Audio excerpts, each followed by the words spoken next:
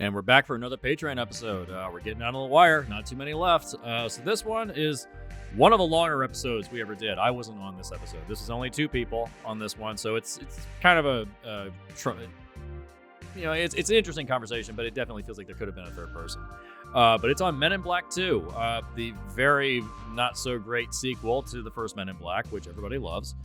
Men in Black 2. That's not only is it a carbon copy of the first movie, it's also just a giant mess. I'm not sure why they made this one other than money. This episode approaches 3.5 hours. This is a long one, so have some time to spare or listen to it in chunks. The overall fix is really good. It's a lot of fun. There's a lot of laughs on this episode. The Men in Black series is an odd one because I feel like there's one really great movie, the first one. The second one is not good. The third one is very bleh, and the fourth one, we can just forget it ever happened. It's based on a comic book series with the same name, but it's drastically changed. It's like comedy X-Files. Yeah, it's a strange one. They've been trying to revive it at one point. They were going to do a crossover with the 21 Jump Street movie franchise. That never materialized, which thank God it didn't materialize. That would have been weird. So this is a fun little episode. It's a good time.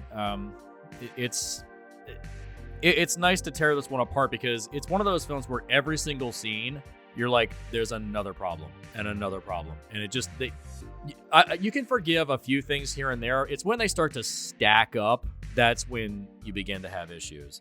Movies where every single scene have a problem and they start to stack. That's the sign of a bad script. And this movie is just a cavalcade of bad scripting ideas. And just, oh, man. I remember seeing this in the theater, and I was like, God, what a mess. Yeah, it's a total mess. Yeah.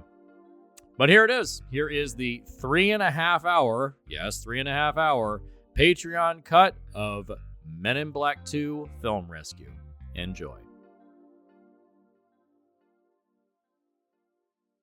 Great. The second one turned into a space album. I think great that you don't want to rehash, but from what I've seen of the third one, it just felt like it was It's a highlight. Yeah. Highlight really pitch black. And then there were 2. So if you're listening to these in sequence, basically you get 3 episodes of 4 people at a time. That sounds about right.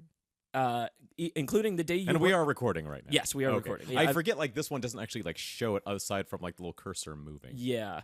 Did we do an intro? I feel like we just started talking. Yeah. I'm not sure where I'm going to cut in. Probably when I said, and then there were 2. This is the Film Rescue Show. We're the show with the biggest ego.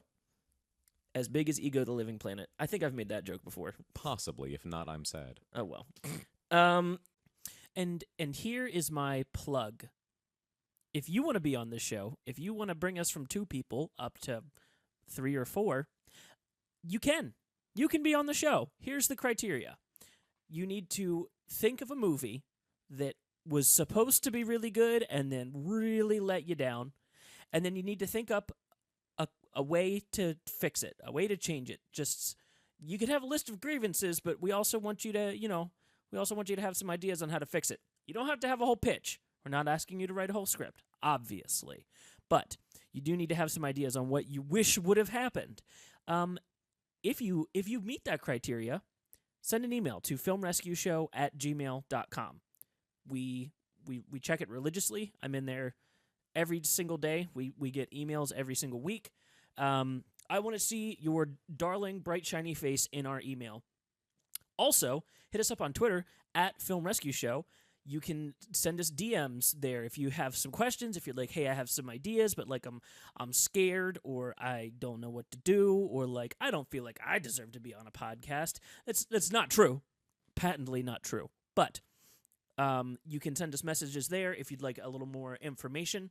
We need support, guys. We need help with this show, and for just $1, for just $1, you can help support the show by going to patreon.com/MontresorMedia.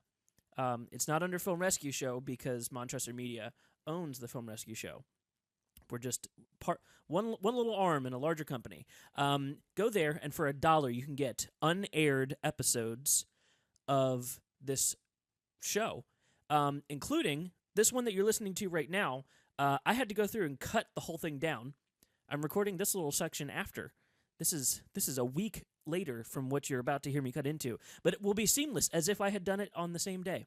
There will be a unedited, I think like almost 3-hour podcast from this topic. I don't know how it happened. I have no idea what happened, but it did happen. And so the one you're listening to right now, very truncated, very cut down. Just the pitch, just the important stuff. But if you want to hear the whole conversation, and it's a fun conversation, I laughed, I cried a little, maybe not really, but it was a fun conversation. Just me and Brandon shooting the shit. If you're lonely for $1, you cannot be lonely. That I don't know if that comes off as mean or not. Doing these promos by myself, there's no one to bounce it off of. Here's the last thing. Here's the last little bit of fun. If you listen to this through Apple Podcasts, and according to my metrics, the overwhelming majority of you do, here's what you got to do. Scroll down to the bottom of this app, and where it says 5 stars, click write a review. Leave us a 5-star review. The 5 stars helps us get into the trending page, into the suggested page, helps us grow our audience. That's how you can help us grow our audience for absolutely free, is with that 5-star review.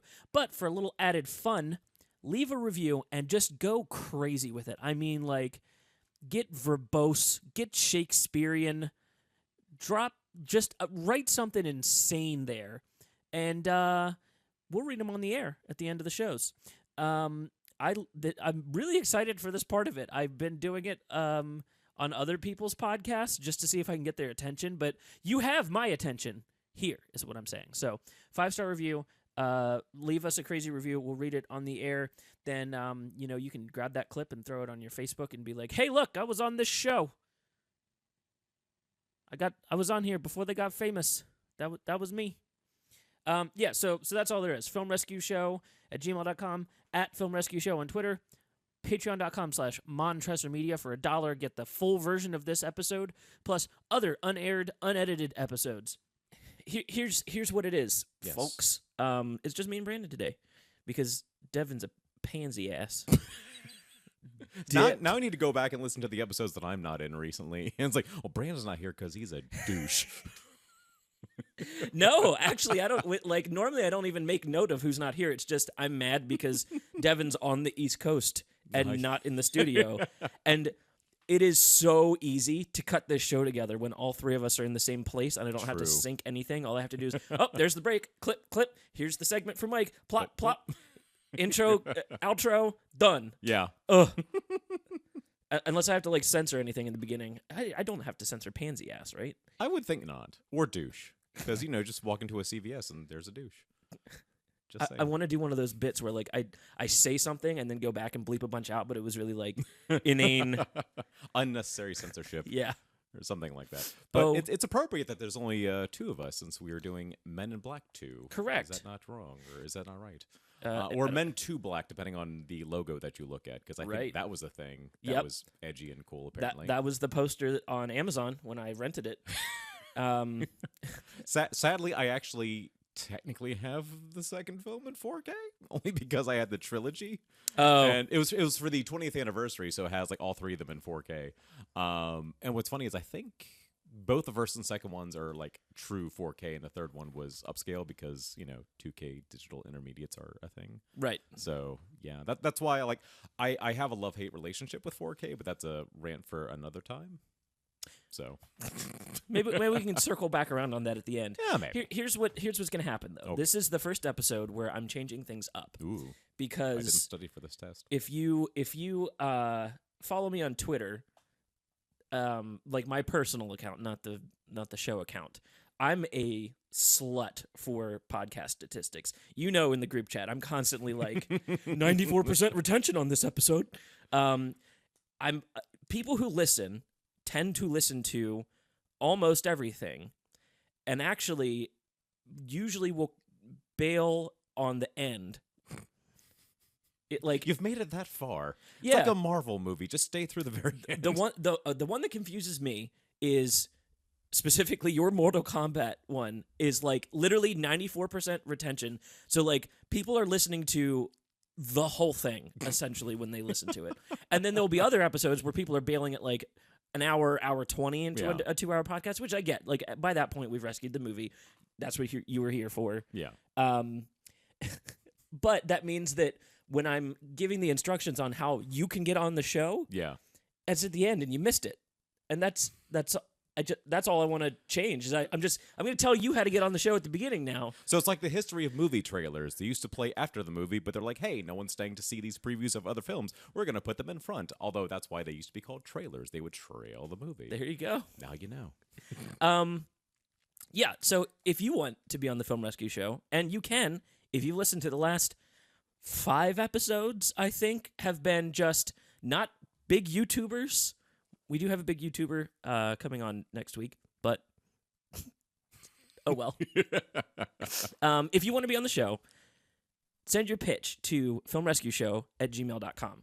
We check it religiously. We take all of them seriously. Well, almost all of them. The guy that said he didn't send a pitch, he just said rescue the room and get Tommy Wiseau on. And I was like, I mean, honestly, Oh, my God. I would. That whole thing will just turn into like one giant fever dream. Oh my God. I will get drunk and high for that one. I want to leave that experience thinking I dreamt You it. want to be on the same plane as him, so Yeah. I think that'll help. Yeah, exactly. So, yeah. You can also follow us on Twitter. That's Film Rescue Show.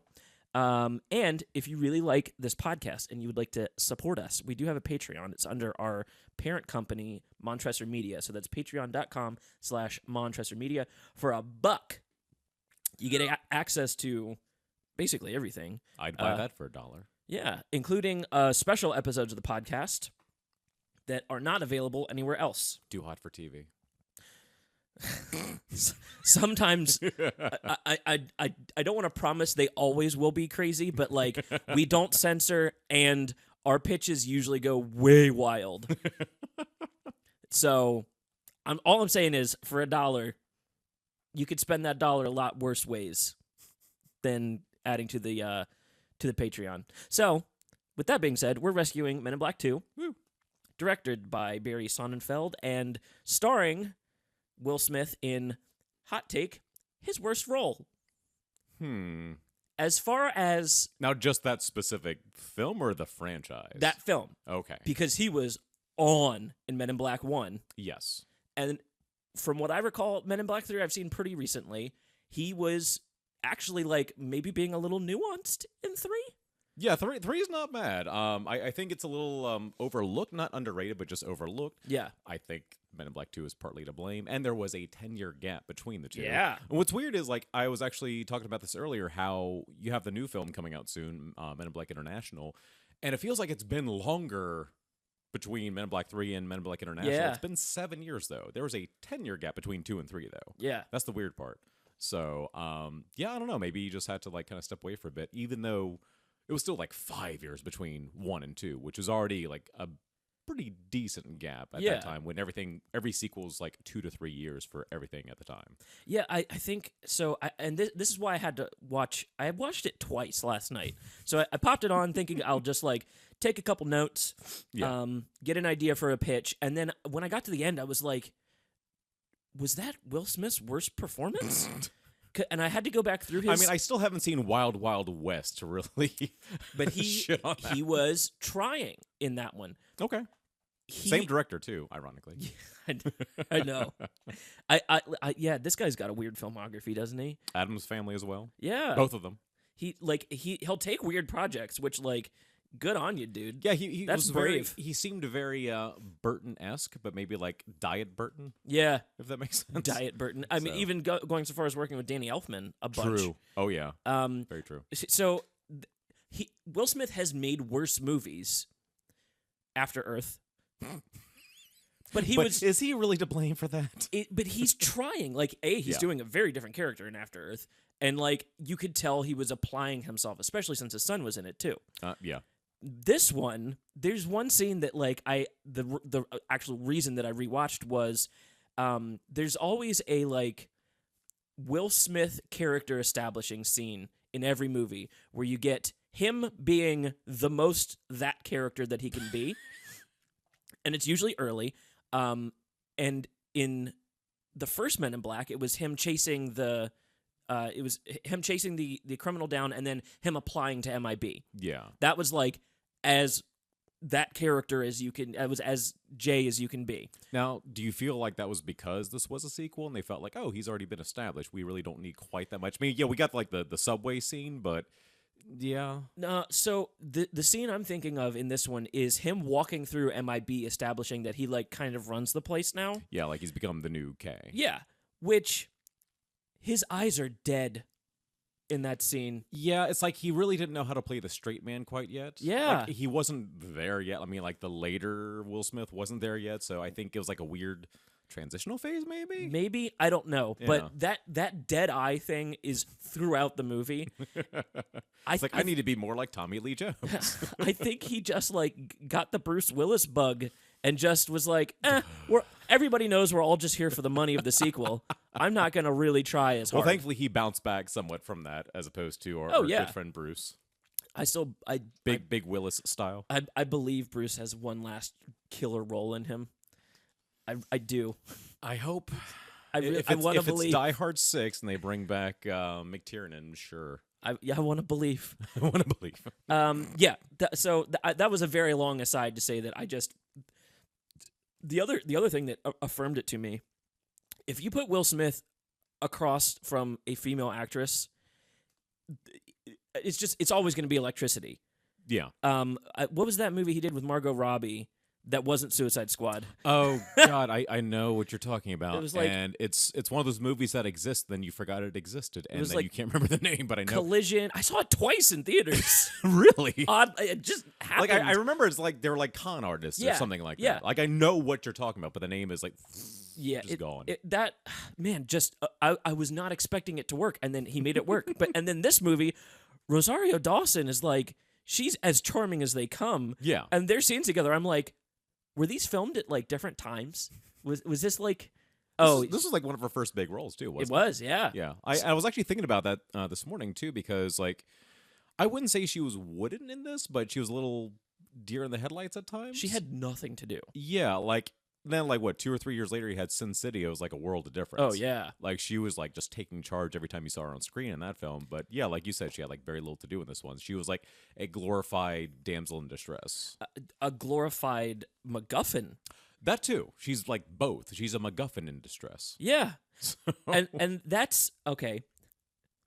Can you explain Probably not. the villain's plan in this movie? Once again, probably not. I was just like joking, like I was gonna stop you ahead, but now that I heard the whole question, probably not. I mean, you got the whole Light of Zartha thing, and apparently the alien needed that, but it's really just a rehash of the first film almost. And in fact, they did an honest trailer for not just the first movie; they did like the whole trilogy.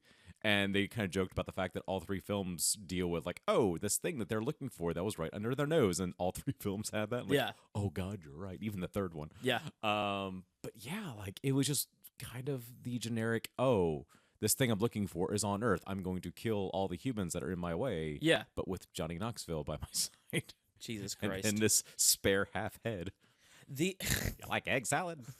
The plan, as I could gather it, was. Years ago, Kay hid the Light of Zartha, which he should know, I guess, is a baby. Right? Like, was it an egg? They never show it. They don't. I feel like there was so much that was missing, and not just because they had to change the ending, but it's you were talking earlier about pacing, and it's like it gets really weird because it's almost like they were like, all right, we need to finish. Hurry.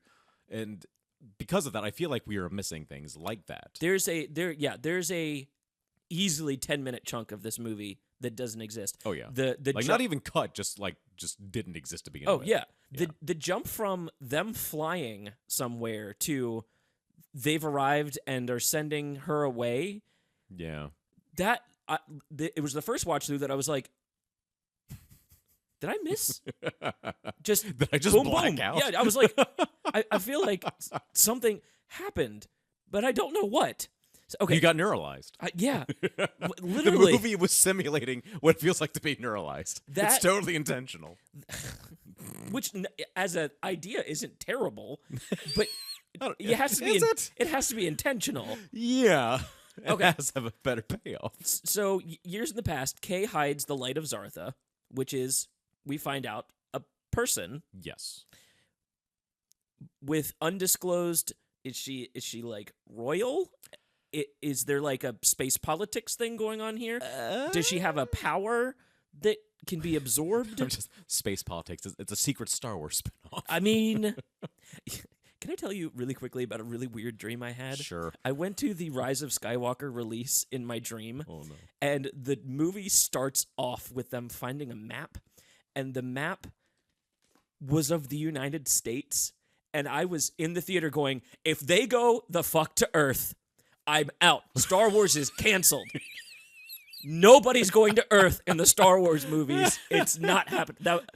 Hopefully that doesn't happen, but that was in my dream. What's so weird though is like they always say, and a long time ago in a galaxy far, far away, if they ever come to Earth, are they just gonna like find dinosaurs? Or shit? Right. Yeah. Like how long ago are we talking? Right. Yeah. Because isn't there like Indiana Jones, 3PO, R2D2? There's like some kind of crossover with the Indiana Jones because it's all Spielberg. Yeah, But- Spielberg, Lucas, Yeah. smorgasbord.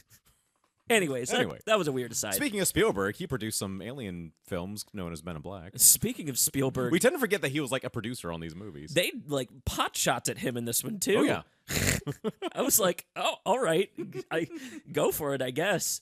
could have been his idea. Who knows? Also, this is technically a Marvel podcast. I forgot about that. Yep. You're not wrong.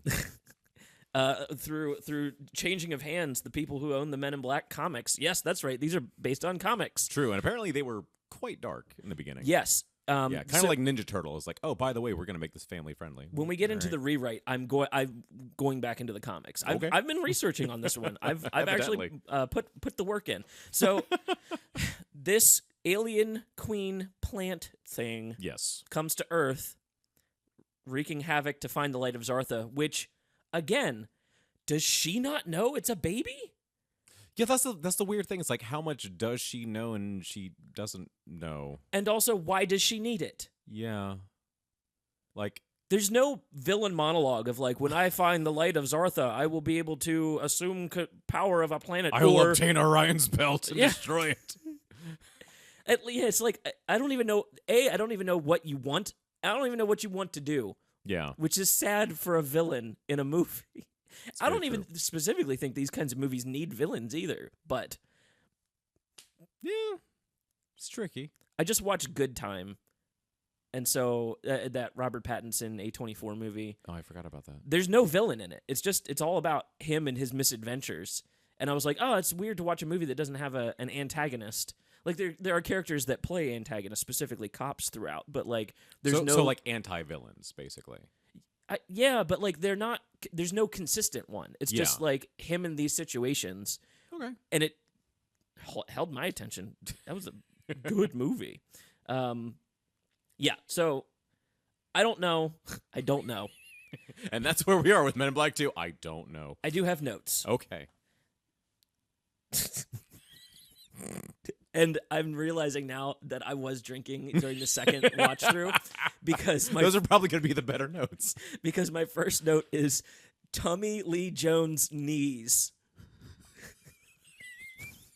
Which I know exactly what I mean. Well, you mean when he was still dressed as the postmaster? What is going on down there? He has the weirdest old man legs. His socks were so high and his pants were so high that you could see like all of the knee.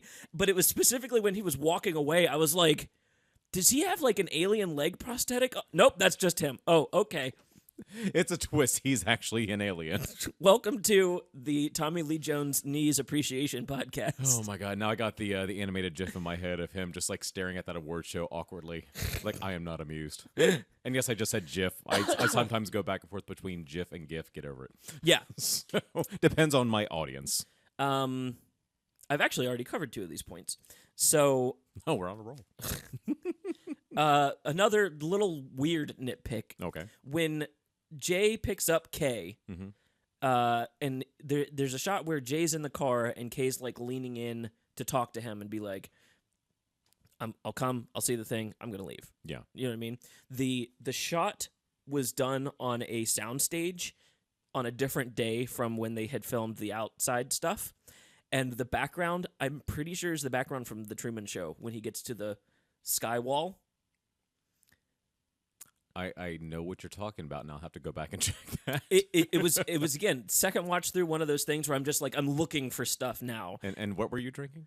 Just vodka. Oh, okay. It wasn't like absinthe or anything. I just had Bold Rock last night. That's all I had. Oh. I'm basic. Yeah. I'll put it that way. I mean, I just mix vodka into rock stars, and that's somehow they even each other out. They cancel out. The down and the up. It's probably terrible for me, but they taste Probably. amazing. Yeah.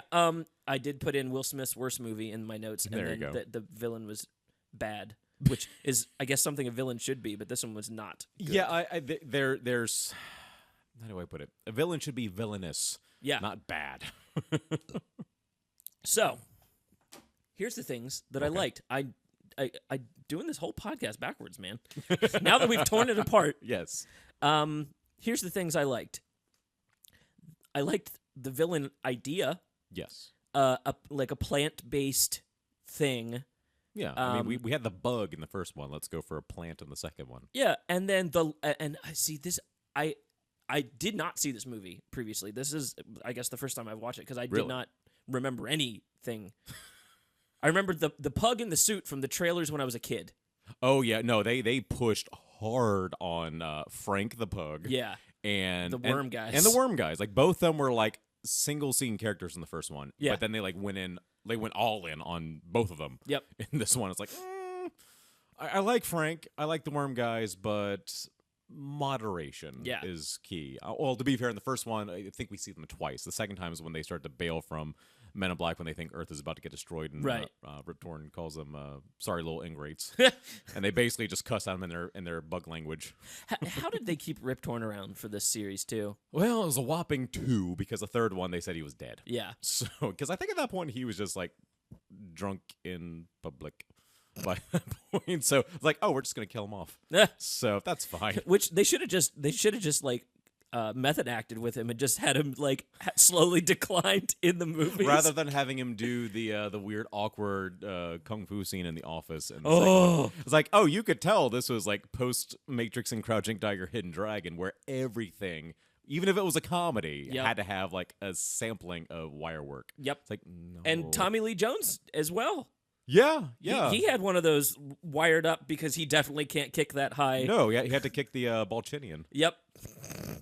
I love, by the way, if you look hard enough, there's a gag reel where Will Smith comes up with different names for that alien. I can't remember all the names, but Balchinian was the one they settled with. And I'm surprised they got away with that gag for PG-13, by the Yeah. way. It's like, it is clearly a nutsack on a chin. Right. Like, not even anything else. I felt like that was an evolution from that joke in Star Trek when Captain Kirk gets in a fight when he's in a prison somewhere and kicks an alien in his kneecaps and finds out that that's where his testicles are.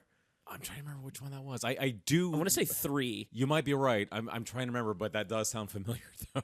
Because Actually, I remember that movie, Alien Nation, with James Caan, where he was trying to kick someone in the nuts, and the main alien played by oh god, what's his name? Inigo Montoya. yeah. He actually tells him like, oh, if you wanted that desired effect, you should have gone for under the arm, something like that. But I think Star Trek had one too. Like both of them had like a similar gag. Why did I look up Mighty Joe Young last night? How drunk were you? I mean, after the movie, I turned on Documentary Now and just like finished off the bottle, Oh, okay. which watch documentary now. If you're listening to this I've podcast, seen the promos. I should check it out. they've gone full parody at this point. I mean, you got a very sincere sounding Helen Mirren oh yes, hosting the Oh, show, which yes. makes it even better. Alien Nation, 1988. Oof. Yeah. Wow. Going back. Look at these effects, man. And then we have the TV series. Is that Mick Jagger?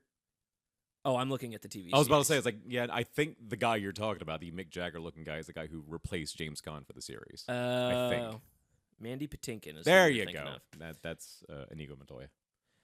Damn, I might have to go back and watch that because that looks like a good hate watch. And yeah, well, it's funny because that was like the first film where aliens are deathly allergic to water. oh yeah, It's like, take that, Shyamalan. We know where you got your idea from. you can't fool us. Speaking of After Earth and Will Smith, Oh. Men in Black 2. I wanted to like After Earth so much. I wanted it to be I think good. Shyamalan wanted to like it too. Yeah, that's one that like I've tossed around trying to rescue.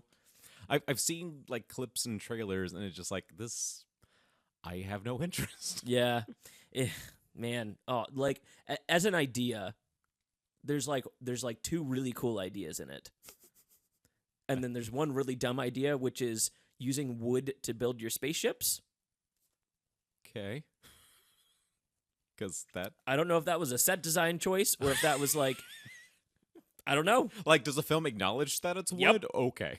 It's like it's not trying to pass it off. Nope. It's not like Space Mutiny. It's like, oh, we're in a spaceship, even though you can see out the windows in daylight in this factory that's supposed to be a spaceship. Right. Nope. Okay. Good to know. That was weird. So, okay, Yes. what I would like to do to fix this movie, Okay. I have two paths that I would like you to maybe pick from. Okay. Choose your own adventure. Got it. Yes. One, flesh out the villain, the Light of Zartha, like put a plot underneath of this story. What a concept. And then the other is dive back into like old Men in Black stuff and maybe like retone the series. Here, so the brief thing that I have for each one of those is if we flesh out the plot, I love the idea of like a plant is looking for light because photosynthesis. There's like there's stuff in there that maybe the Light of Zartha is an ability that she has, and maybe the Serena, what was her name? Serlina? I think? Serlina. Yeah, Serena's a Mortal Kombat character. I'm not kidding. any fucking opportunity to bring that. Hey, it's either Mortal Kombat or Marvel. Sometimes DC. If she was like maybe like one of the last seeds of her planet, and she's maybe like picked Earth to be the place to repopulate because there's already plants here, but she needs the Light of Zartha. Going the General Zod route. Yeah, essentially. Terraforming. Because then you can have maybe a more complex villain that by the end it's like, obviously you can't have Earth. Let's find you a planet. Yeah. We've got 8 others in our galaxy. You know what I mean? Yeah. Then so the other way to go is like the old Men in Black was essentially the X-Files. Yeah. From what I've read about it, it seems like it was definitely more along those lines. It's Yeah. like, Neuralizer, what's that? And I've read like they would use any method to keep things quiet. And It's like, Jesus. so there was Z, X, K, and J, I think, were the 4 different agents that the series would follow. All right. And except they're spelled out. They're not just the letter. Gotcha. X is ECKS. Does he fight Sever? Rim shot. Speaking of one of the worst movies. So the thing I like about that series is at the end of this podcast, I'm going to tell you the plot of Men in Black International before it comes out, because you're like predicting it, or I've got the whole thing. I know exactly what is going to happen across that entire movie. Okay.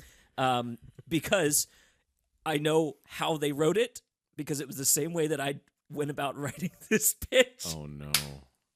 Which was literally, people will figure out that this is a comic. Let's go back and like pull in the comic book stuff, which not a bad thing. Yeah.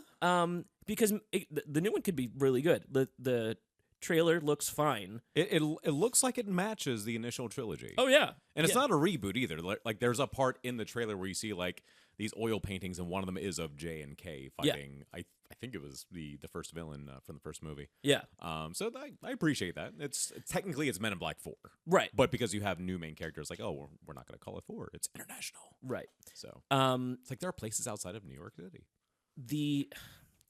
to go the Men in Black comics route, there's a storyline that kind of arcs over all of them, where one of the agents figures out that the Men in Black organization is evil, which, like, duh. You're the Men in Black. You're allowed to kill people, use any means necessary to figure out. And the other thing that I really like about the comics versus the movies, now that I've like looked into them, is they had everything: vampires, zombies, werewolves. That's right. Ghosts, I read about that. Aliens. I know they delved in on that because that like this was the time to do aliens. Yeah, definitely in the 90s. This is only like a few years after X-Files blew up. Yeah. So, in fact, I think this is more popular than the X-Files movie. Either one of them, really. Right. Like, in fact, what was it? Yeah, no, I think it was 2008 we got the second one, I think, that everyone forgot about. The second X-Files that is not Men in Black. Yeah. So. So I guess that's what we have to pick, Yeah. or I guess we could technically pitch both. True. It's our show; we can do whatever we want. This is very true. I don't know. I think if you want to maintain, and this is something I kind of like half joked with you in the past about doing what I call a bridge repair, in which I would probably just leave like the two films surrounding it as is, but Yeah. then like trying to fix the film in between them. Right. And so that's kind of what I'm leaning more towards, like fleshing out the villain and Yeah. such, because otherwise, if we're maintaining 1 and 3 as is, that tone shift is going to be like, oh my god, what the hell? Right. So, but I definitely get where you're coming from with that. Yeah. And I've been more intrigued because I think even back in the late 90s, like I was vaguely aware that it was based on a comic series. In fact, I think some of the comic shops in the area were like, oh yeah, look, read this before you see the movie. Yeah. Which, obviously people still do today. Synergy, money. It's a thing. Yeah, I don't know. I mean, my brain, this past week has been leaning more towards like, okay, what will we actually do with the elements we already have, Right. to an extent, to just fix what is there. Yeah. And I think, like you said, like actually padding out the villain and making them more than just, one dimension, that might help. Yeah. I'm really intrigued to see where we can go with that. That's one big thing. The other thing is, I don't think Tommy Lee Jones should come back. That's the thing. Of like, I was wondering like what we could do, because I feel like one of the things I would definitely change in that aspect is the whole deneuralizing thing. Yeah. Like, what if there actually was a reason why he does come back, but he's not deneuralized? Because that cheapens the ending of the first film. Oh, yeah. To begin with. And second of all, it's like, what if he was still drawn to the Light of Zartha from like that embedded memory, and that kind of like turns him into almost like a civilian sidekick throughout the film, rather than returning to being an agent right away. Right. And the weird thing is, one of the last lines that he says to Rosario Dawson's character is something like, oh, you have your mother's eyes, or something like that. It's like, is she actually his daughter? Did he bang an alien and create the Light of Zartha? Right. So it's like, it makes me wonder. It's like, maybe Kay's not 100% human either. Maybe he's got like a we know about his knees. There you go. There's evidence. So yeah, like maybe that's like a hint that like the neuralization didn't 100% take. Maybe it's like a Eternal Sunshine type thing where he's getting like flashes of memories. Yeah. But he's like subliminally drawn to that pizza place. Like, that's like his hangout after he's done at the post office, but he doesn't really know why. Right. So, like, what if we started planting seeds like that, where it's like, okay, he's going to end up helping, not because, like, oh, he's an agent again. No, but because, like, those memories are still not erased, just buried in there. Right. Because of, like, some sort of gene or something? I don't know. It seems like, retcon writing, but Yeah. rather than just, like, oh, he's an agent again. Yeah, I agree. It like totally undoes the first movie. Oh, yeah. Like, the emotional impact of that last scene, gone. Yeah. It's like, oh, your wife left you after you got back together decades later. It's like, oh, wow, that whole ending just has, like, no meaning now. Right. And deneuralizing as an idea sucks. Yeah. That's your major, like, retcon machine. And, like, am I wrong, or shouldn't he have remembered everything when they finally deneuralized him? Why did the first deneuralization from the Light of Zartha series that stayed? It's really convoluted because they say it's like, oh, you neuralized yourself that one time, so you'd forget this thing, but you left clues behind. But then there's Right. that as well. It's like, do you need like a second code of deneuralization to get that one back? Do you have to like deneuralize for each deneuralization? Exactly. Because how many times could he have been deneuralized over the course of his life? Oh my God. It's convenient. Oh yeah, no, it's like that line in Deadpool 2. It's like, wow, that's just lazy writing. Yeah. This, I mean, that's kind of like the entire thesis here is, wow, they wanted money. Yeah. Like just as quickly as they could pump it out, man. And by the way, speaking of whether or not some characters should return or not, I love Patrick Warburton, but instead of having him at the beginning, why don't we have a cameo with Linda Fiorentino returning and give her a reason to, get out of it? Because it's like a throwaway line that, Jay says later on. It's like, oh, well, she wanted to go back to the morgue, blah, blah, blah. That's code for she didn't want to come back. Yeah. And we just wrote her out.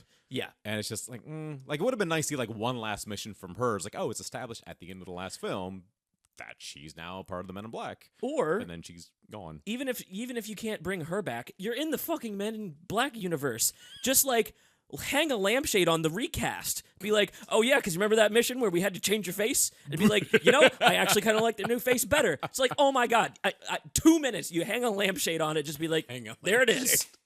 There it is.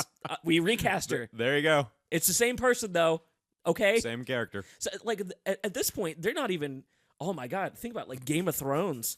They don't even, I cannot explain how confused I was when Ed Skrein's character, Daria something. I don't know. You've watched it, I haven't, but I vaguely know what you're talking about because I saw one of those like Looper articles that popped up. It's like, oh, recast. They thought no one would notice, and it's like, oh man, the new guy they brought in, maybe without his beard, looks a little bit like Ed Skrein, but like totally new haircut. Totally different eye color, beard change. I had no idea who he was. I think it's from 3 to 4 or 4 to 5. I think it's 3 to 4. Wow. Where like the first time I watched the series, I was like, "Who the fuck's this guy? Who's that?" Because I didn't remember his name. I don't remember half the names in that show. That's fair. I'm on my third watch through of the series, and I'm just now like getting the side characters' names right. Like Varys, the bald guy, the bald eunuch. There you go. I know his name's Varys now. He was the bald guy the first 2 watch throughs to me. That's fair. But yeah, like, but now his name varies. Yeah.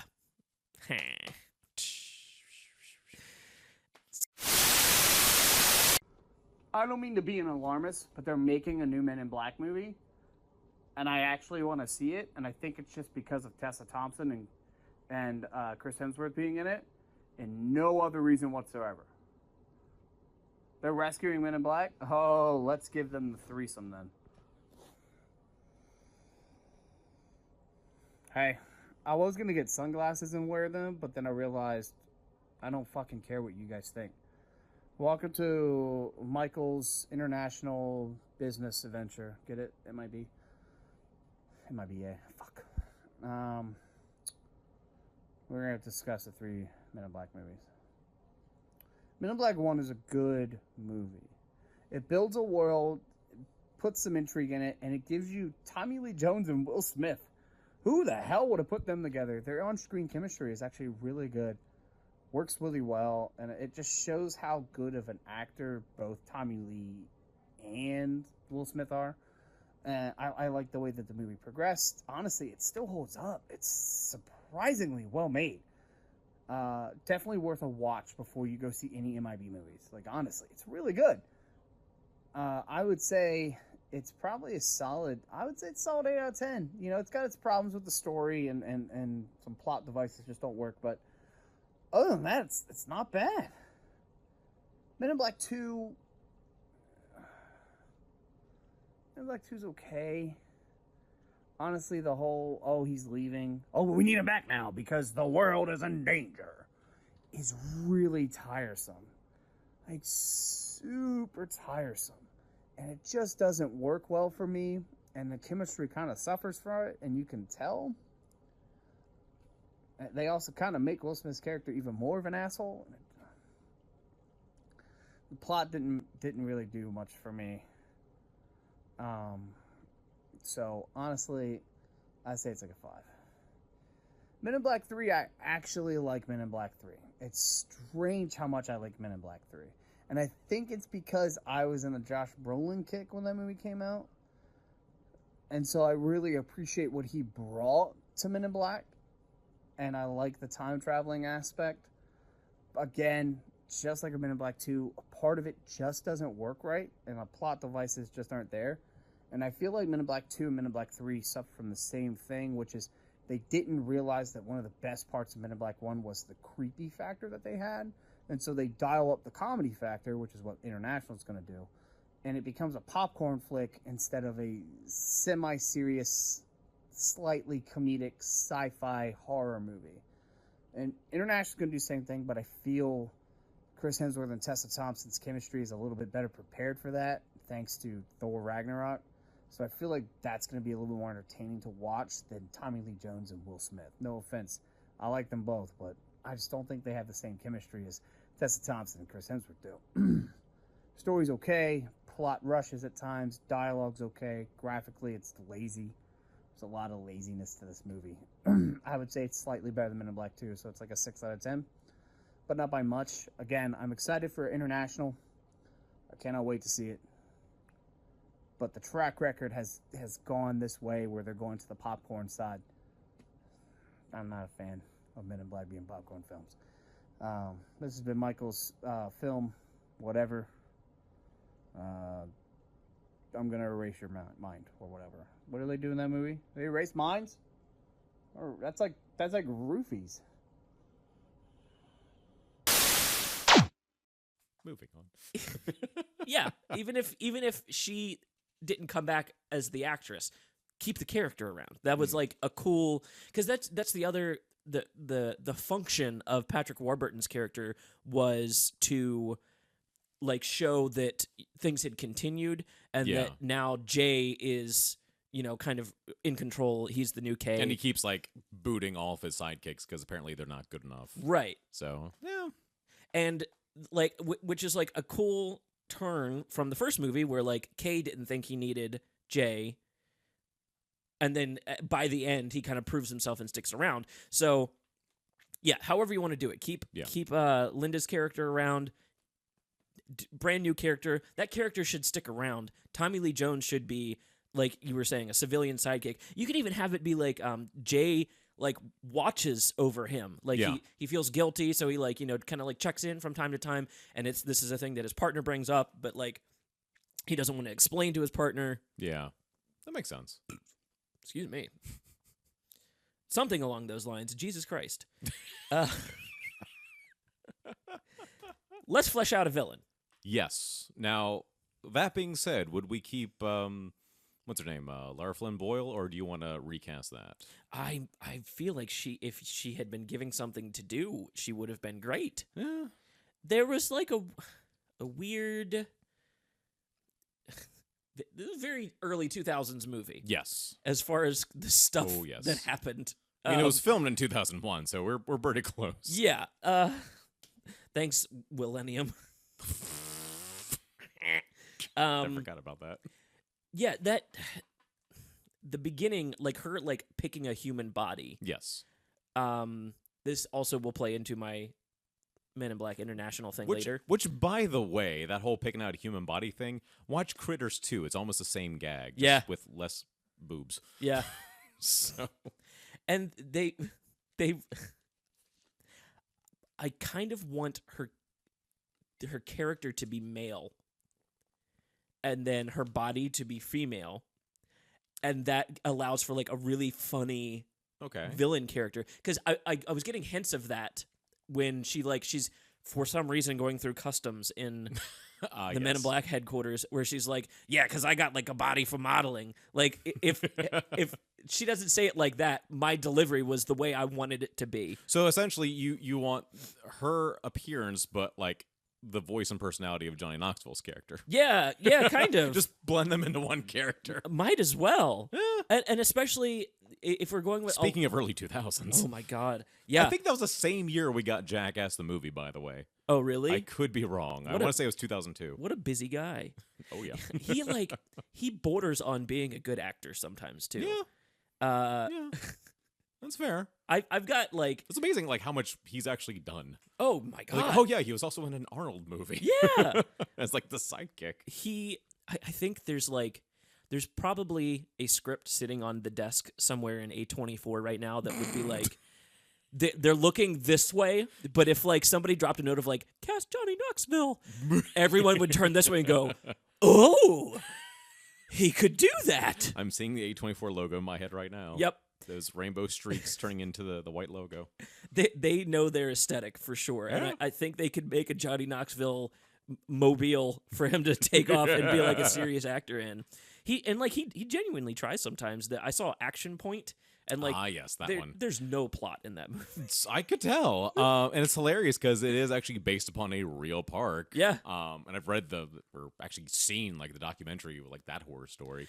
So it should have worked, and apparently it didn't. And apparently he had more injuries on that film than he did the Jackass movies. I believe it. Which is like nuts. They beat the crap out of everybody. And what's disappointing about that one is like, I feel like the director didn't know that he was making a late 90s like Little Rascals movie, but with adults. Yeah. And they should have just totally like gone in hard on that structure and then just poked fun and like, but also they can like fuck and drink and throw their bodies into walls. By the way. Yeah, like they were almost there. There was almost a Yeah. movie. But there's a scene at the end where Johnny Knoxville has like a heart-to-heart with his daughter. There's actually a couple scenes where he has heart-to-hearts with his daughter that Yeah.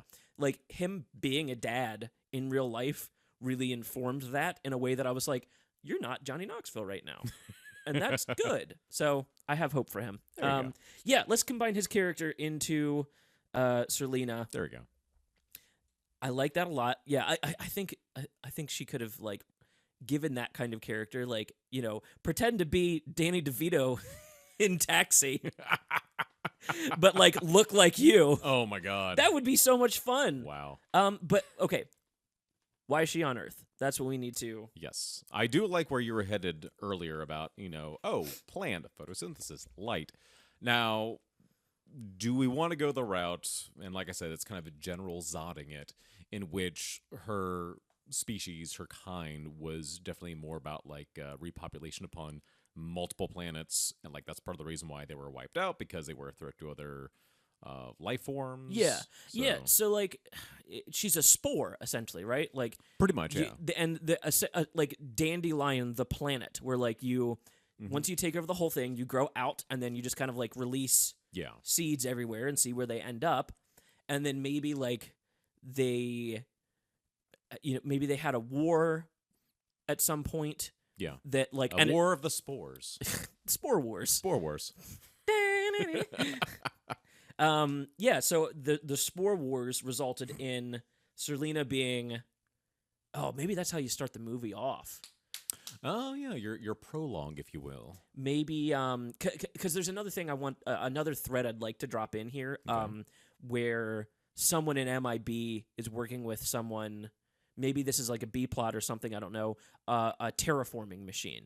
Gotcha. Because I want by the end of the movie to get to a point where it's like, hey, if we send you off with this MacGuffin device that terraforms planets, and with the light of Zartha. Yeah. I almost wanted to say Martha, and then I was like, Martha! Why did you say that name? Every time at work, if I have to call a patient, first name's Martha, I just have, Batfleck with the green glow of kryptonite in my head. Oh my god. I'm so Never goes old. I'm so excited for the Godzilla universe to deliver on the Batman v Superman model. Why did save Mothra? That's our new joke. I love it. I love it. Just for them to start off King of the Monsters with, like, literally I could cut the scenes of Godzilla from 2014 that they're looking back at in the new movie. Oh my god. With the scenes from Man of Steel and Batman v Superman. So yeah, it really And is the same thing. it would look like one cohesive story. Come on, Warner Brothers. Stop it. Guys, you don't have to remind us of the last movie. We saw that one. That's why we're here. Oh, Jesus. Yeah, so it started off with like maybe the end of the Spore Wars. Yeah. Ooh, that's how you make a complex villain. Okay.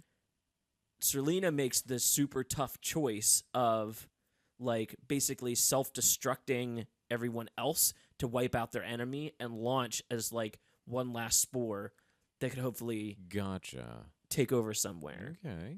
And it happens just as they figure out what planet the Light of Zarth is on. Bingo. Now we're getting somewhere. And our movie's no longer 80 minutes without credits. Right. Jesus. It felt so much longer. It felt And so much That was longer. like when we were talking about Hush. It was the same thing. Yeah. You got a movie that's like 80 minutes. It feels like it's 3 hours. Yeah. And it's like, I just want to watch Endgame again, which actually is 3 hours, but doesn't feel like it. Pacing, people, pacing. It's Tommy Lee Jones thing. shows up 27 minutes into the movie. I feel like he was already done after the first one, which is why he doesn't show up for like a third of the film in the second one. Yeah. And he sets out the bulk of 3. It's Thanos doing the bulk of the work in Yeah. Men in Black 3 as young K. Yeah. So That's right. It was Josh Brolin. yeah. His impression of Tommy Lee Jones, like of some of the best like celebrity doing celebrity impressions we've had recently, unbeatable. Unbeatable. I remember when the first trailer came out for that, I'm like, oh my god. Like that's pretty spot. Even the squint. It's like Yeah. Jesus. So if we're redoing Tommy Lee Jones movies with Josh Brolin and then we're redoing Harrison Ford movies with Chris Pratt, does that mean that we could potentially get Oh, The Fugitive? The Fugitive with Chris Pratt and Josh Brolin? I'd watch it. I didn't kill my wife. I don't care. I'd watch it. To be honest, I would. Oh, Although my God. believing Chris Pratt as a doctor would be a little difficult. Yeah. The That's one-armed man. And then let's not forget we have the pseudo sequel co-starring Iron Man, which Robert Downey everyone, was in that. everyone forgets that he was in U.S. Marshals. A lot of people forget about U.S. Marshals in general. I though. don't, because that was one of the few like action VHSs we had in my home as a kid. Now I can't remember. Would you consider that more of a sequel or a spin-off? Because I feel like Tommy Lee Jones's character from The Fugitive, even though he was like the co-lead, is essentially the main character in U.S. Marshals. And Wesley Snipes was the quote-unquote fugitive in that one. Yes. But it's his whole team comes back. All the actors from his team, except for the one that died, Yeah. come back in U.S. Marshals. And then wasn't Robert Downey Jr. like the hidden villain or something like that? Yeah, I he think was like the last fights between him and Wesley Snipes. Or Yeah, something. 'cause it's been years since I've seen it though. he's So it's trying Iron to- Man versus Blade. Yeah, Wesley Snipes is like trying to clear his name, and it's RDJ covering up something, because that's Yeah. why like when they finally get him, RDJ goes to like murder him in the hospital room, Yeah. and they end up leaving and fighting more. He gets. Speaking of characters who get the crap beat out of them, Wesley Snipes might be able to top Johnny Knoxville for U.S. Marshals. That's fair. He, like, by the end of that movie, I've never seen someone earn the, like, I'm in a hospital bed, please leave me alone, as much as he did in that movie. Oh, man. That's one I should go back and watch. I haven't seen that in forever. Yeah, that was the era where it's like we joke about Liam Neeson being in like all the not Taken movies that Yeah. feel like a Taken film. There was the same thing with Tommy Lee Jones in that era where it's like the not Fugitive films. I mean, granted, Fugitive and U.S. Marshals are connected. Yeah. But then you had like Double Jeopardy and The Hunted and like all these other movies where you felt like he was playing the same character, but he wasn't.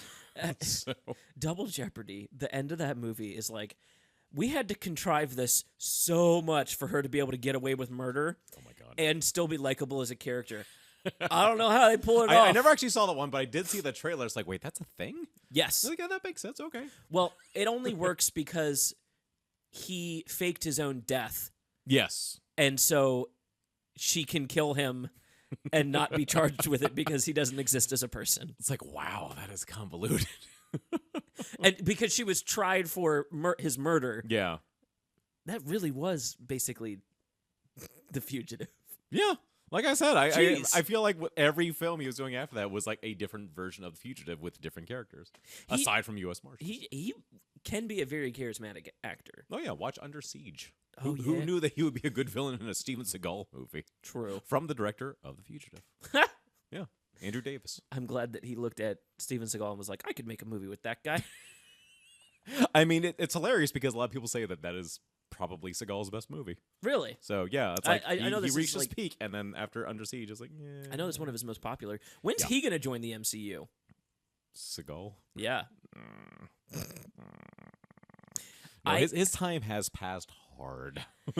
I don't know, man. His Warner Brothers years were his best years. After Exit Wounds, as enjoyably stupid as that movie is, yeah, no, I think he went straight to DTV hell after that, and which he like barely tries. Like, you want we give Bruce Willis a lot of shit for not trying. You really want to see the epitome of not trying? Oh, Watch yeah. like virtually any straight-to-video Steven Seagal movie at this Yeah. point.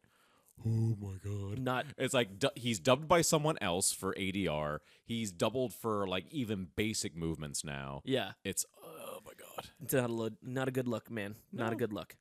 But anyway, Men in Black 2, Men 2 Can Black. we make him an alien in Men in Black too? That's far more conceivable. We just pull the Michael Jackson cameo out, drop in Seagal. That would make sense. I can be Agent S. Also, Martha Stewart in the background of one of the shots was hilarious. Yeah, I think that was like right after Johnny Knoxville pretends to like have a heart attack or Yeah. something, which is so stupid and random. It's like, oh, cleavage. Oh, my heart. Really? Well, he's sharing it with another head, so That's it's a little weaker. We'll go with that.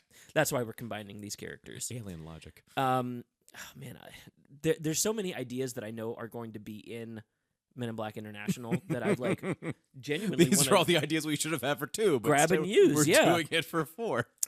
Okay, so yeah, so we'll go from that opening. We're basically Man of Stealing the beginning with like the first 20 minutes doesn't. Even We take are place on turning Earth. Selena into Zod, pretty much. I'm okay with it, honestly, Yeah. because like as good as Michael Shannon.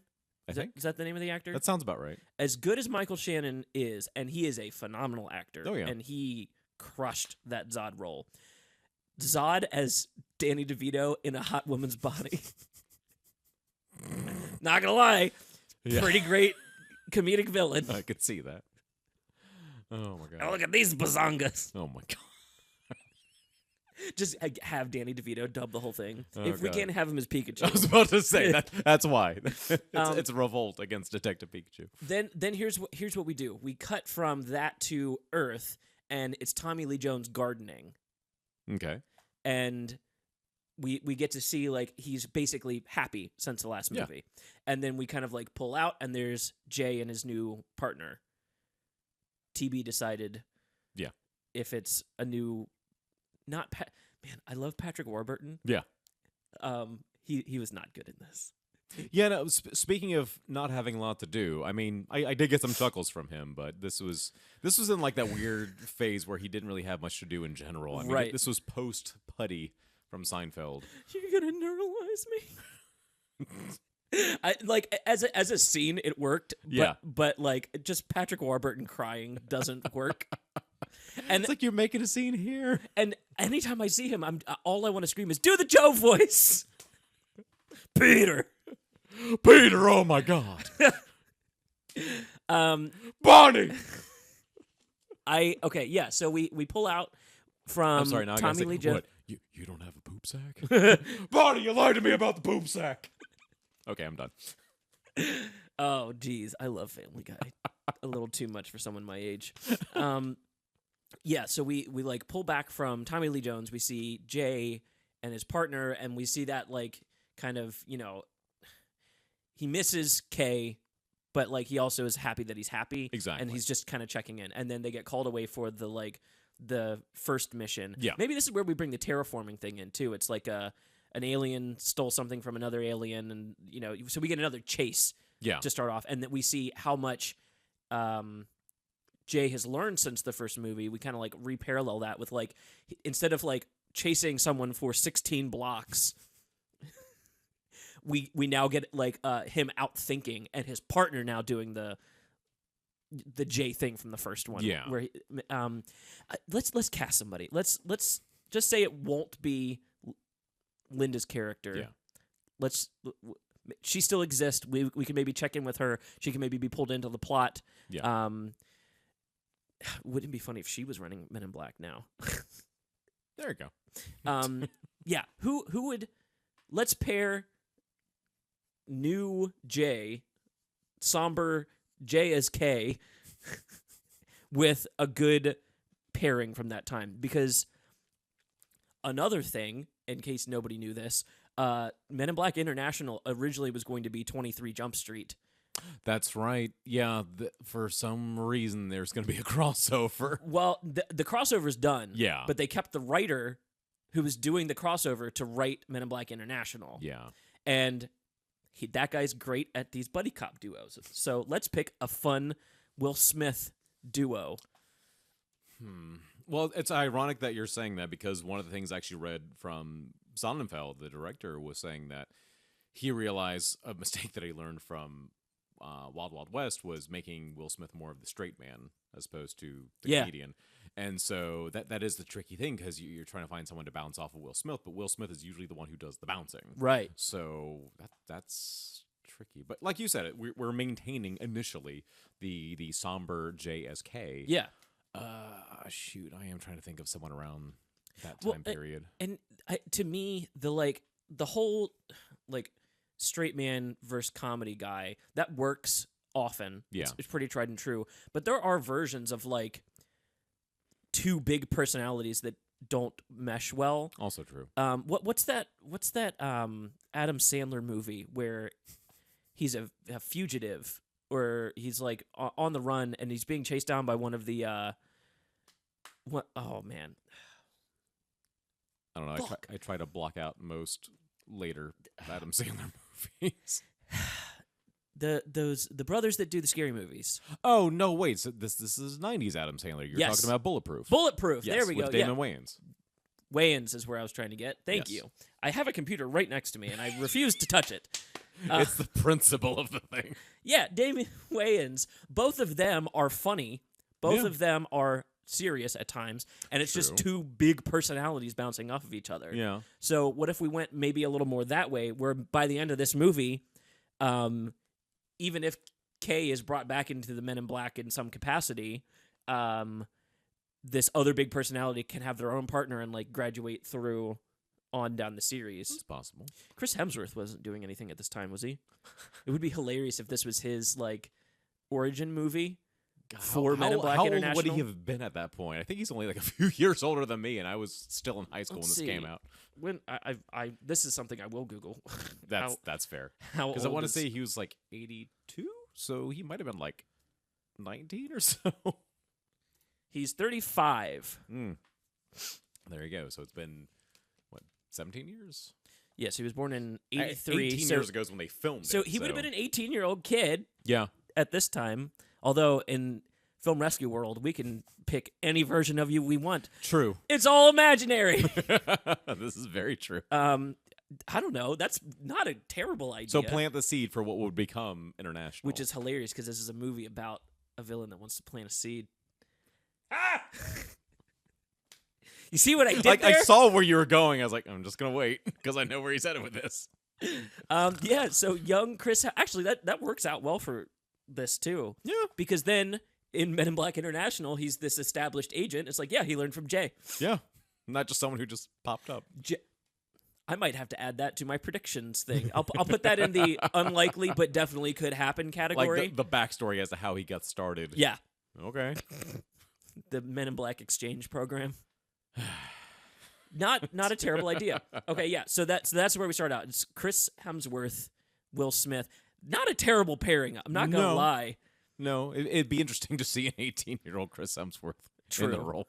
I mean, Because his first big role was Star Trek Yeah. for 5 minutes. yeah, So, because, I think even he said recently, prior to that, he had, next to nothing. right. So, and then Thor happened, and the rest is history. And then they discovered all the Hemsworths and their poor older brother who can only get on TV shows.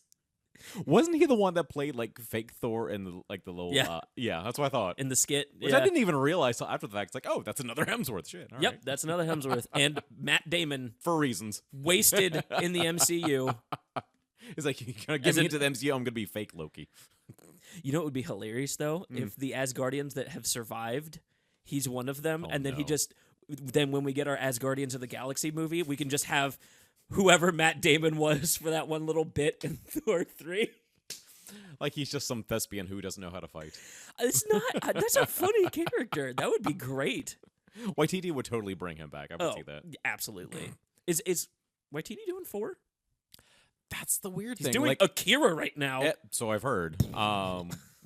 Well, the funny thing about that is, and this is smart, he said it's not going to be a remake of the anime. He's going straight to the manga. It's like, all right, so it's a re-adaptation. I mean, That's fair. if anyone's not familiar, Akira, go watch it. Probably one of the best animated movies ever made. However, the manga, like, there's 4 giant stories happening that do not come out very much in the movie. He might have to dune it. We'll see what happens. Or we'll get multiple films. We might get a trilogy. Who knows? I would likely assume a trilogy. Starring Scarlett Johansson. That joke will never die. Thank you, Ghost in the Neither Shell. will her career, apparently, no matter what she does. Exactly. I want to know who her agent is. Yeah. It's just like, yeah, we'll do that one. I've been trying to get rid of her for years. Oh my god. Just quit. Why isn't it working? Just quit. She's bulletproof. From there, Yes. the movie can. I mean, so we don't want to like strip what makes a Men in Black movie, which is like you take your 2 big leads and then you bounce them off of like funny versions of what if alien situations. Yeah. One of my favorites coming from the 3rd one, Bill Hader as that Andy Warhol. Andy Warhol Yeah. as an alien. Oh, yeah. Was he an alien or an agent? He was an alien.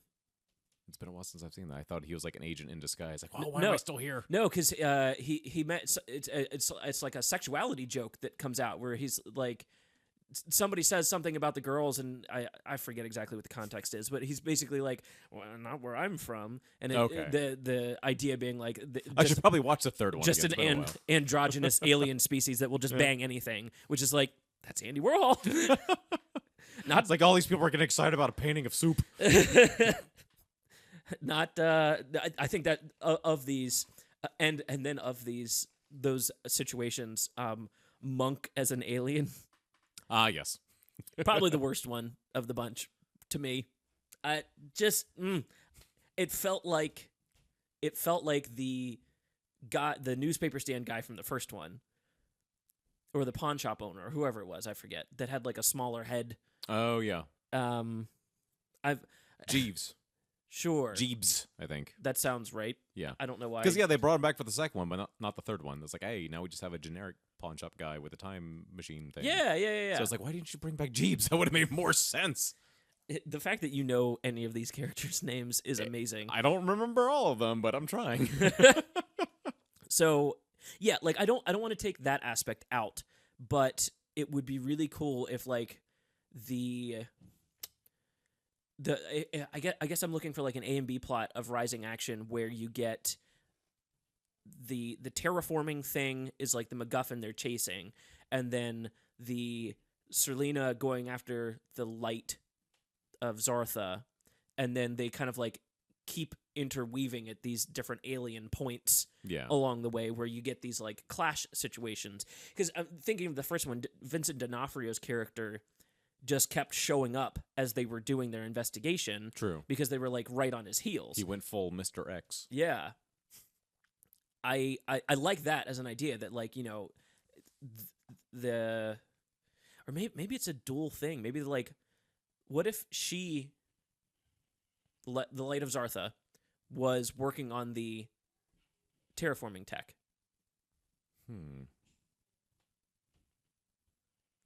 I mean, does her not knowing about this weird universe add to her character, or is tough? Like she thinks she's human, but doesn't realize that she's not.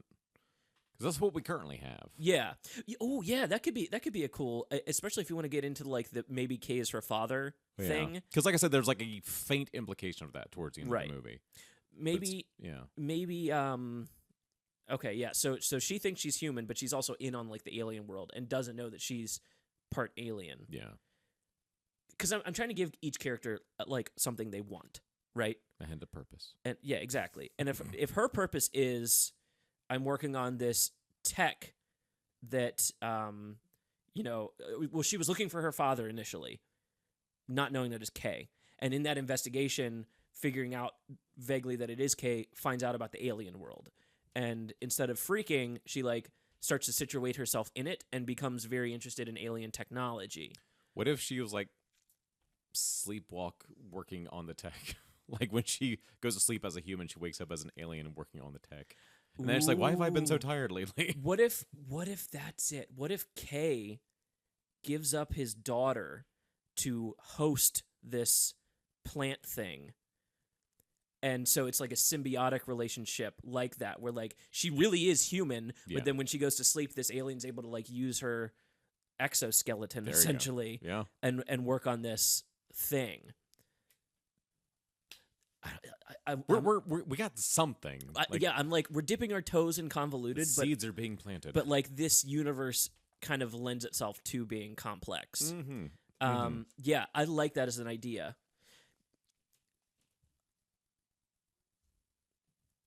But No, like for those who can't see, the fingers are going up as the ideas are coming. the Serlina. I'm going to be pissed if I do this entire podcast calling her that, and that's not what her name was. But I want to. Okay, but I'm too proud to look it up. all right. I'll look it up then. I'm like 90% certain it's Serlina. She can track the alien, but it disappears whenever she turns human. Oh, there you go. So she's got like that small window every night. Yeah. Interesting. That's actually kind of scary. that's a little horror film. Like I like that. Yeah, yeah, and because if you're being chased by like an actual monster that only knows where you are when you're sleeping, it's a little Freddy Krueger-esque. But Yes, actually, you're not wrong. I mean, it's not like invading your dreams, But- but still, it takes advantage of when you're asleep. and When it your is- human form's asleep. and it having it be a Danny DeVito attractive woman, Oh my god. just that's what makes it funny. That's where it's Yeah. like it kind of maybe like takes the edge off of that scariness. A bit, yeah. Okay, so she's now a fully fleshed out character. That's awesome. Yes. Like that. Serlina, I mean, you know, basically like seeing she becomes like a third big personality to bounce off of other aliens, right? Yeah. That's great. I love that, and especially if like. I even like the idea of her having to go through customs. Like maybe like she knows about this world and she wants to do it like correctly. Yeah. But she's also like maybe making a fuss or causing trouble as she's like trying to find this the light. Of course. Yeah, so the light is like maybe like a symbiotic alien that normally it's symbiotic to the plant people, Okay. but they were able to like put it in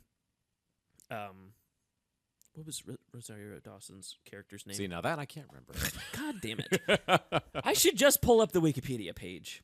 Yeah, That would help You're me saying so I know all the much. names, but I can't remember hers. I just You remember the aliens, Rosario Dawson. The aliens, not the not people. Not the humans. Wow, she's like fifth on the she's listed under Johnny Knoxville. It was a different time back then. Her name was Laura.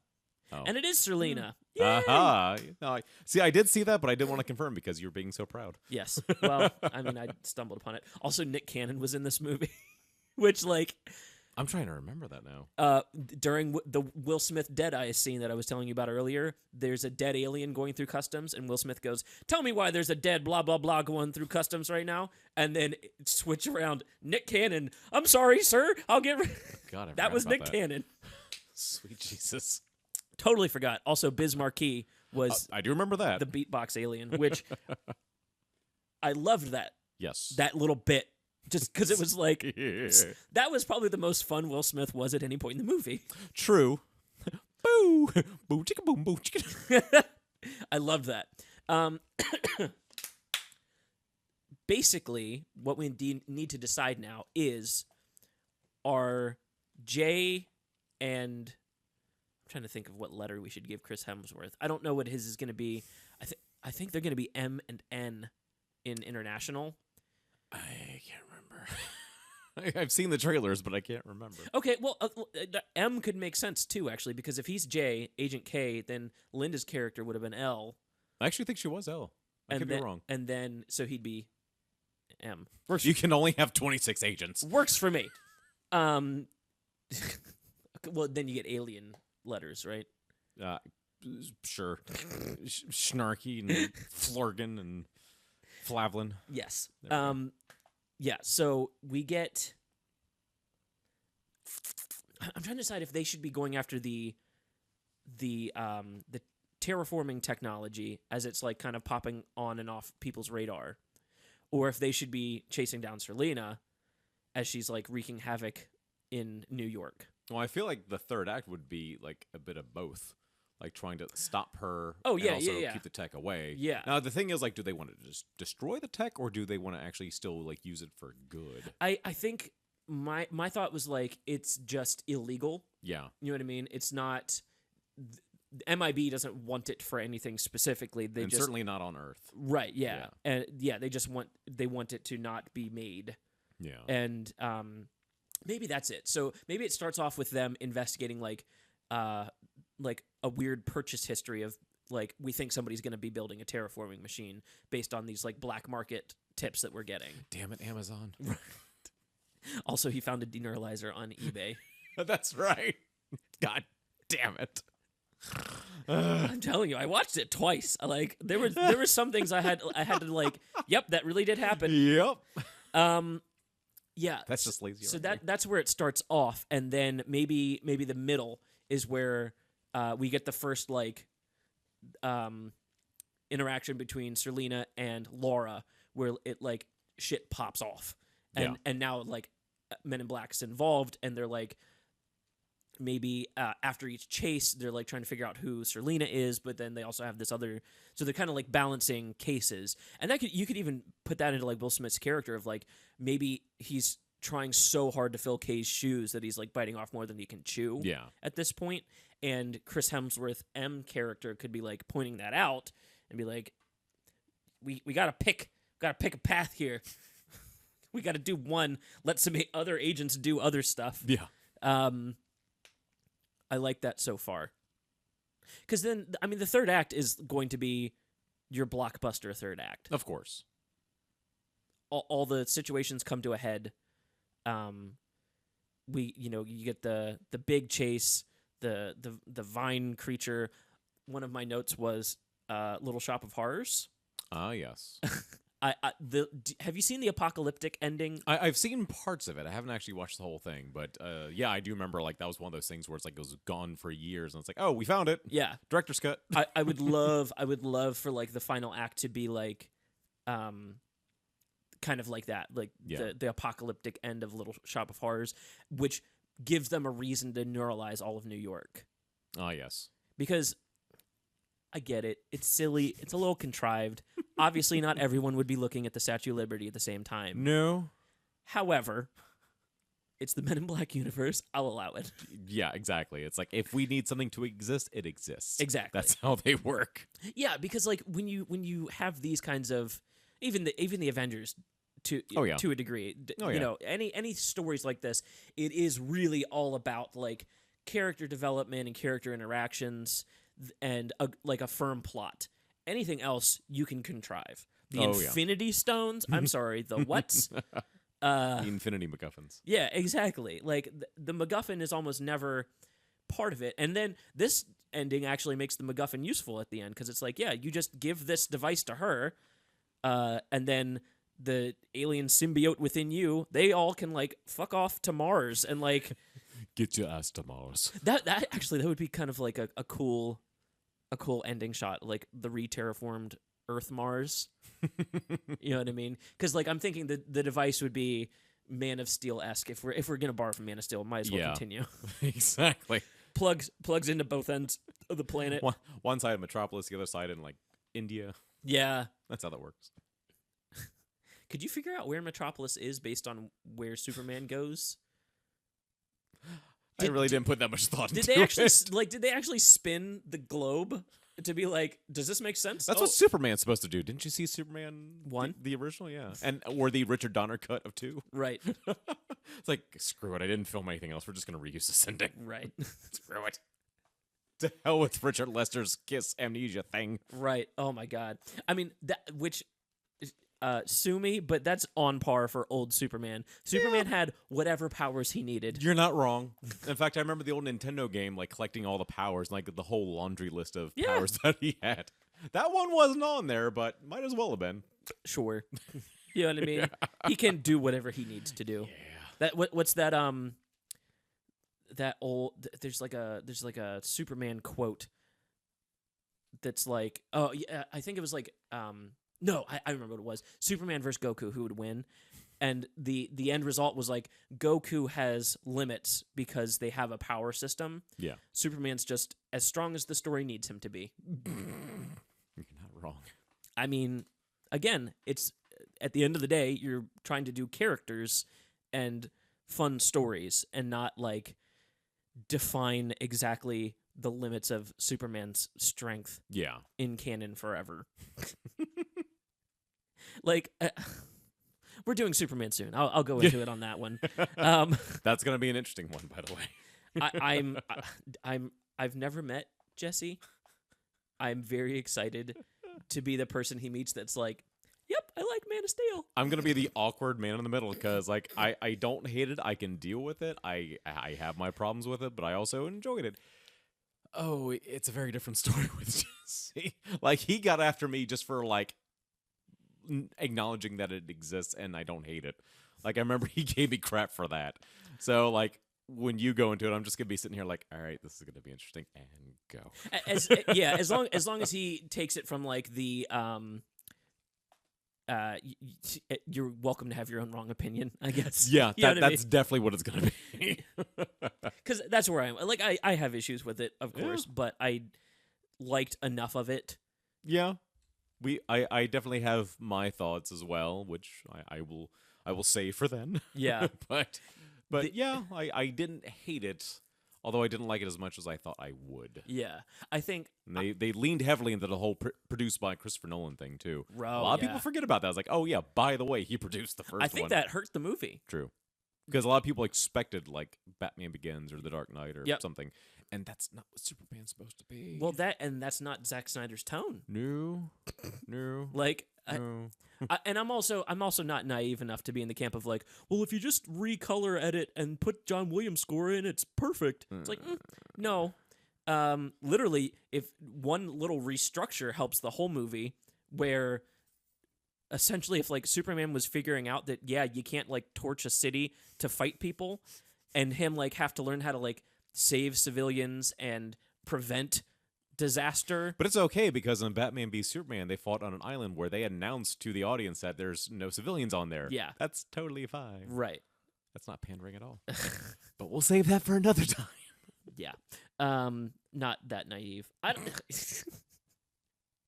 There's not, going back to Men in Black 2, MIIB. there's not a lot you would have to do to make this a halfway interesting movie. True. I would love if like the Vincent D'Onofrio's bug people came back at the end, or maybe they're the race that like the plant people were warring with or something. Just like nice connection to the first one. right, there you yeah. go. Like re-cameo, something like that. Maybe that's what it is. Maybe they were like on their way to Earth to avenge Vincent D'Onofrio. And they ended up into a counter war. Yeah, and they ended up having to fight their way through the plant people, and then the plant people just nukes everything. Now they're the new bad guy. There you go. That's a pretty good handoff. I mean, that's You thought this villain was bad. This one killed that one. right. Yeah. Or that one's race, I should say. Yeah, they did definitely ups the stakes. I think my issue with 3 is the time travel aspect, and Men in Black is the perfect universe for time travel, but I still hate it. Explain that. Why? Why do I still hate the time travel and the best like platform for time travel? Yeah. Oof. I'm trying to think if there's any other things I want to On hit. that note, how many Josh Brolin films have involved time travel at this point? Ooh. Men in Black 3, He was- Deadpool 2. He was technically Endgame. Yeah. He wasn't in Looper, right? No. Oh, okay. I don't know why I'm thinking of his face in Looper. Maybe I'm just thinking of Bruce Willis. Damn you, Bruce Willis. He half tried in that one. Yes, that's one of the last times that he did. That was one of the weird, like, Bruce Willis as a villain things. that Yeah. I think that was my big takeaway. Which you don't initially expect, and then you're No. watching, you're like, oh, that's where this is headed. It's like, oh, he just killed that kid. Yeah, it's the whole villain thinks he's doing the right thing thing, Yeah. which tends to work better. Villain is the hero thinking he's doing the right thing thing. Exactly. This is... I can't do Reddit. I've never tried. Because no, I love Reddit. I lurk on Reddit all the time, but I can't do Reddit because there are like multiple subreddits dedicated to like why Looper is a bad movie because the time travel in it sucks. And I guess I'm on the side that's like, hey, as long as like it looks good and delivers a good story and performances, I really can forgive logical jumps. Suspension of disbelief, it's a thing. I can forgive plot holes. I can forgive a lot if your movie's good. I think that attitude is good. I think you can still learn from the logical side of things. Like I think you can really tighten up, especially if you're someone who maybe meanders too much. You could really learn a lot and tighten up based off of looking at logical movie review stuff. Yeah. But sometimes it hurts my soul where it's like we're angry that there's a whole diner scene dedicated to saying, "Hey, fuck off about time travel rules," and I'm like, that helps. You're really me. gonna hate Endgame. Yeah. That really gives the middle finger to time travel Ooh. and literally lists movies. I've the fact that the writers and the directors are in two different camps. That's like Blade Runner, though. It's like, oh, Harrison Ford is Deckard a replicant? No. Ridley Scott, is he a replicant? Yes. So, and like, even you want to talk about writers, each writer of Blade Runner apparently has a different opinion as to whether or not Deckard's a replicant. Yeah. Although, to be fair, I feel like they're doing that on purpose. He's Schrodinger's replicant. That's probably, as funny as that should be, that's the best way of putting it. Even Blade Runner 2049, it's the same thing. Like, maybe not, because he and Rachel had an offspring that has, like, this horrible immunity thing. And Yeah. So, I don't know. But, yeah, no, I mean, with Endgame, yeah, I've read that there's been a little bit of, like, although I do find it hilarious. Poor Tilda Swinton. They had her for one day. Yep.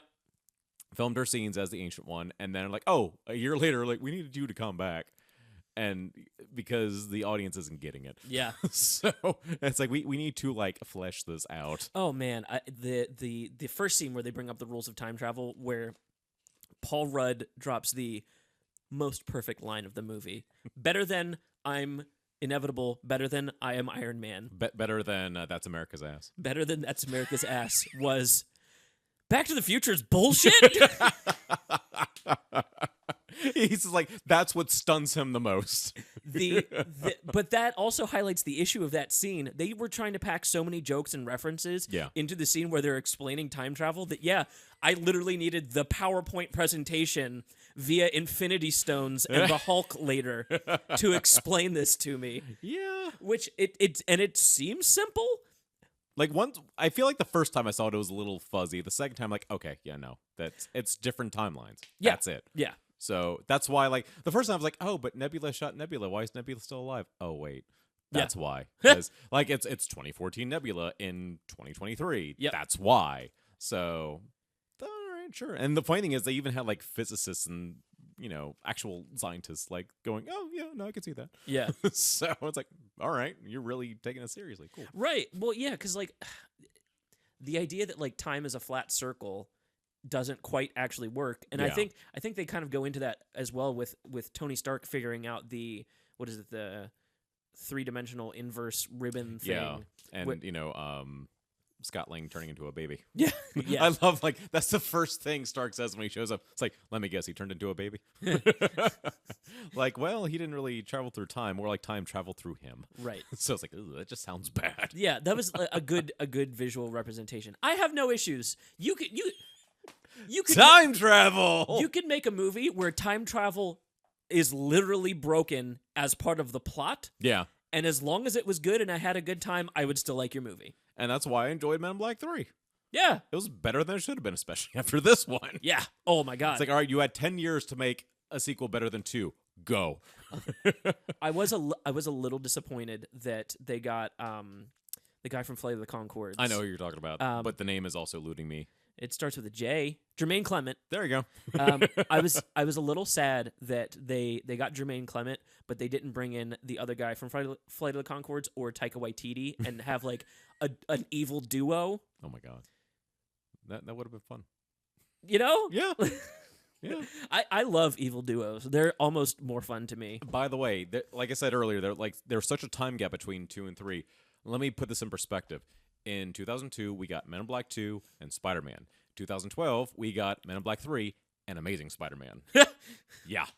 That was a bit of a time gap. I mean, depending on when you're listening to this, though, this could be years in the future, and the turnaround could be Suicide Squad, The Suicide Squad. That's the new measuring stick. Oh my god. Although, to be fair, this year we have Men in Black International and Spider-Man Far From Home. That's true. Although it's not the first film in the new Spider-Man series. But still, you have to have a Men in Black and Spider-Man movie at the same time, apparently. Yeah. Except for the first Men in Black, when Spider-Man was just an idea with James Cameron. That wasn't too far after this, though, right? 2004 was the first Spider-Man? So 2002, we had the first Spider-Man and the second Men in Black. That's right. That's okay. But 2004, we had the second Spider-Man. Because 97 was when the first Men in Black. Got it. And there wasn't a there were Spider-Man. talks about Spider-Man. David Fincher's Spider-Man would have been the one in the works at that point. Really? Did you know David Fincher was going to do a Spider-Man movie? That sounds vaguely familiar, but I'm blanking. I know the one that was touted the most in the 90s was going to be James Cameron. James Cameron was the big one, I think. With the organic web shooters. Apparently that was his idea. Yeah. That remained in the Sam Raimi films. I don't hate that as an idea. Me neither. Yeah. Some people were adamant against it. It's like, that's not how he really did it. He's so smart. He made his own thing that 3M couldn't. I mean, sure. And they kept that in, the other 2 versions later. However, where are those people? Where's that vitriol when Spider-Man Homecoming comes out and he builds nothing? They briefly have that moment where he's in the science lab mixing the web stuff in the shelf. Making the web. Yeah. Even Amazing Spider-Man took the time to have him building his web shooters. I feel like with the MCU Spider-Man, they're doing the whole all right, you know all this about Spider-Man, go. Yeah. That's why in Civil War, that's his introduction into the MCU, because it's oh, we're not really mentioning anything about Uncle Ben and all this. Yeah, you know. Yeah, it just, I think the thing that bugs me is how lazy it is that without Tony Stark, Spider-Man doesn't survive Endgame. Yeah. His suit goes kill mode and he just hangs out. He just got undusted. What do you want? No, I guess that's my issue. Is a Deus Ex Machina suit. Check out Montresor Media on YouTube. We have a video essay on why we have issues with Homecoming. And now that I'm seeing the international trailers for Far From Home, apparently there's a whole scene about him making his own suit. To please me specifically. I actually have not seen that. I'm curious. I've heard that there's a ton of suits in this, but I haven't seen the new international trailers. Yeah, because he starts out with the Iron Spider, of course, and then apparently the suit that he ends up getting packed with him is the Civil War suit. Gotcha. And then Nick Fury gives him the stealth suit. Gotcha. And then he combines, which is the closest we're gonna get to the whole symbiote thing. Because I feel like that's a nod to that, the black suit. You don't think? I mean, I think we're going to get the most ass-backwards version of it, but we will get a symbiote Spider-Man within the MCU. The only way at this point, I'm predicting it. Well, thanks to Sony and the whole multiverse thing, we could still get Venom now. Because of multiverses, if Mysterio's not BSing him, that's the thing. Everyone's like, so he's normally a villain, now he's suddenly a hero. I'm calling BS. I on this podcast. By the way, just in case you forgot, this podcast was about Men in Black 2. I apologize. Well, we've basically fixed it at this point. You're not wrong. This is that point. If anyone's going to pull in Marvel at this point, I feel like it's going to be me. It just becomes a knee-jerk thing now. Although that was my elbow. I don't know why I did that. You can't see. It was totally my leg the whole time. We're not on YouTube yet for the podcast. Yet. Mm-hmm. Okay, here's what I think is going to happen. In Spider-Man news. Yes. We will get That's right. I was trying to make a point a second ago. I'm on the record Okay. on one of these podcasts saying, "Hey, dummies, he's Mysterio. Obviously, he's lying." Okay. I may have come around on that. Really? I think he's lying, Okay. not knowing that he's telling the truth. Okay. I think what's going to happen, and It's like, wait, this is real? that's how you, because that's how you dupe me, right? If I'm your audience and you're like, "Hey, we're doing Mysterio, but like the trailer says he's a good guy," it's like, okay, It's too obvious. obviously not. But then Yeah. if the twist is A, he actually is a good guy, or B, he was lying about multiverses, but he was right.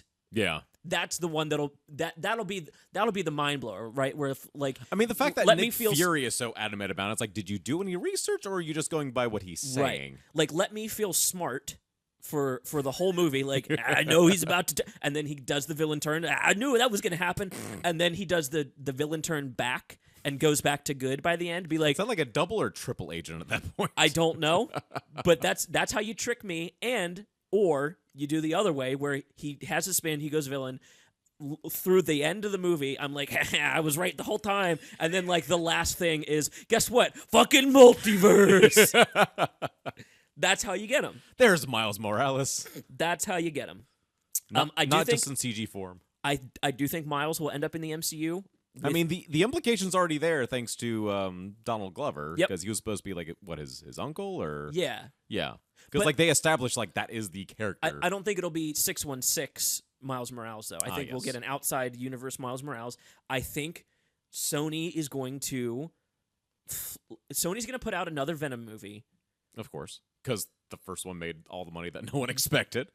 But once again, as we did rescue Venom, I didn't hate that movie.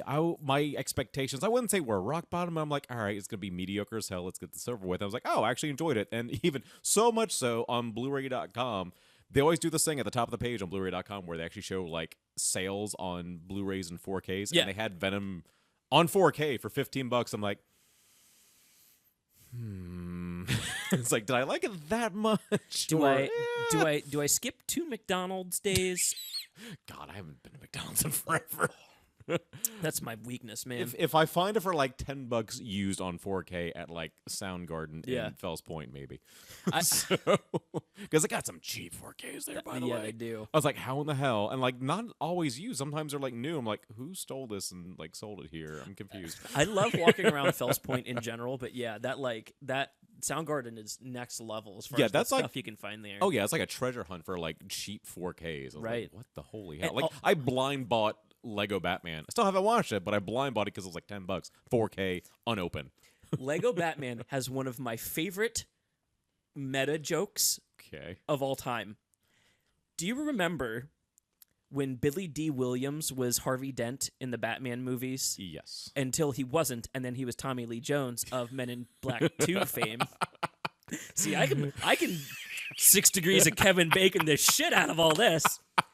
So Yeah, didn't he do the voice of Two-Face in this? he voices Two-Face That's what I thought. in Lego Batman, and he gets, I think, 2 lines. Oh my god. But me, giddy as a school kid in the theater, going, "It's Billy D. Williams! They got the original Two-Face!" They fixed it.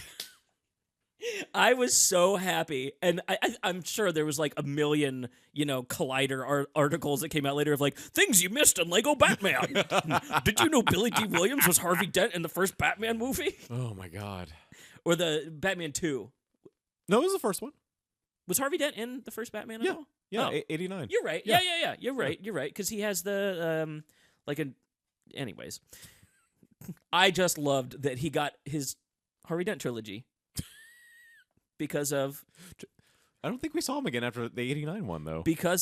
Lord and Miller starting the Lego universe, and then they were going to combine the Jump Street universe into Men in Black. I've circled back around into Men in Black. I'm beating my head against the mic. I almost got a master's degree, but instead I decided to fill my brain with useless movie knowledge. I got my bachelor's, which is like rotting away somewhere. It's like, film, that's cute. I wish I still had this picture. I was in a very cynical mood one night where I just I had my film degree sitting on a counter, and I had the a lit lighter like at the bottom. I think I've seen that picture. I can't remember if I actually put that on Facebook. Or You not. did. You did. I need to go back and find that and say that. I was like, yeah, current mood. Yeah. I literally got my bachelor's and was a year into my master's in psychology, and then I was like, I want to do movie stuff. I don't find it a waste, honestly, because of psychology, I'm pretty good at like interesting character writing. That's a fair point. Character interactions. I learned a lot about people in a way that made it much easier to write people. And why characters do what they do or should do what they Exactly. should do. Because now I'm getting into like Game of Thrones books, the Dune series, these series that are created by people who write their characters before the story and then flesh out the psychology of all of those characters, and then as they write the story, write it in a way that's like, how would logically these two characters interact with each other? Yeah. The Dune series is insane for that, where it almost feels like a different person writes each character. Oh wow.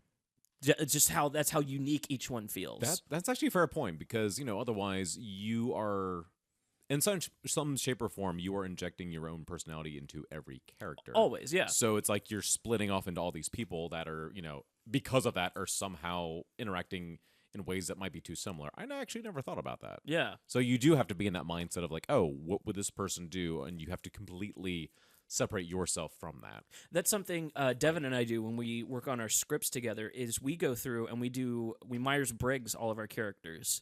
Okay. To be like, based on how we see them playing out in this story, what would their Myers-Briggs be? Yeah. And that really, really, really helps inform character development and or character interactions, where it's like, oh yeah, if you got a bunch of introverts on a ship, you actually have a really great opportunity for like, deep conversations, no topical bullshit. Yeah. But if you got a bunch of extroverts that then come onto the ship later, you've got a weird dynamic that's going to get thrown in there. Yeah. Like, that sounds about right.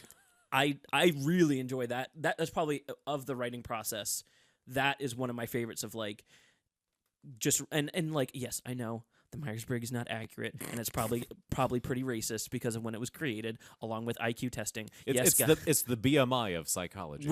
Right, yeah. Speaking of things that are outdated and I hate. Oof. It's like, oh, you are this tall and you weigh this much, you are morbidly obese. I'm like, say what to the bodybuilder? I've been morbidly obese since I was 14 years old, according to BMI. Christ. Yeah, we fit can suck it. I I remember it turned my we into just like a large. Like, really? Kiss my ass. If I'm like 5'11" and 200 plus pounds. Which is extra funny. This is why localization is a thing. Yes. Because I'm sure it was all like Japanese developers who, as a country, they're pretty healthy. Yeah. So as they're testing it, they're like, yep, this is accurate.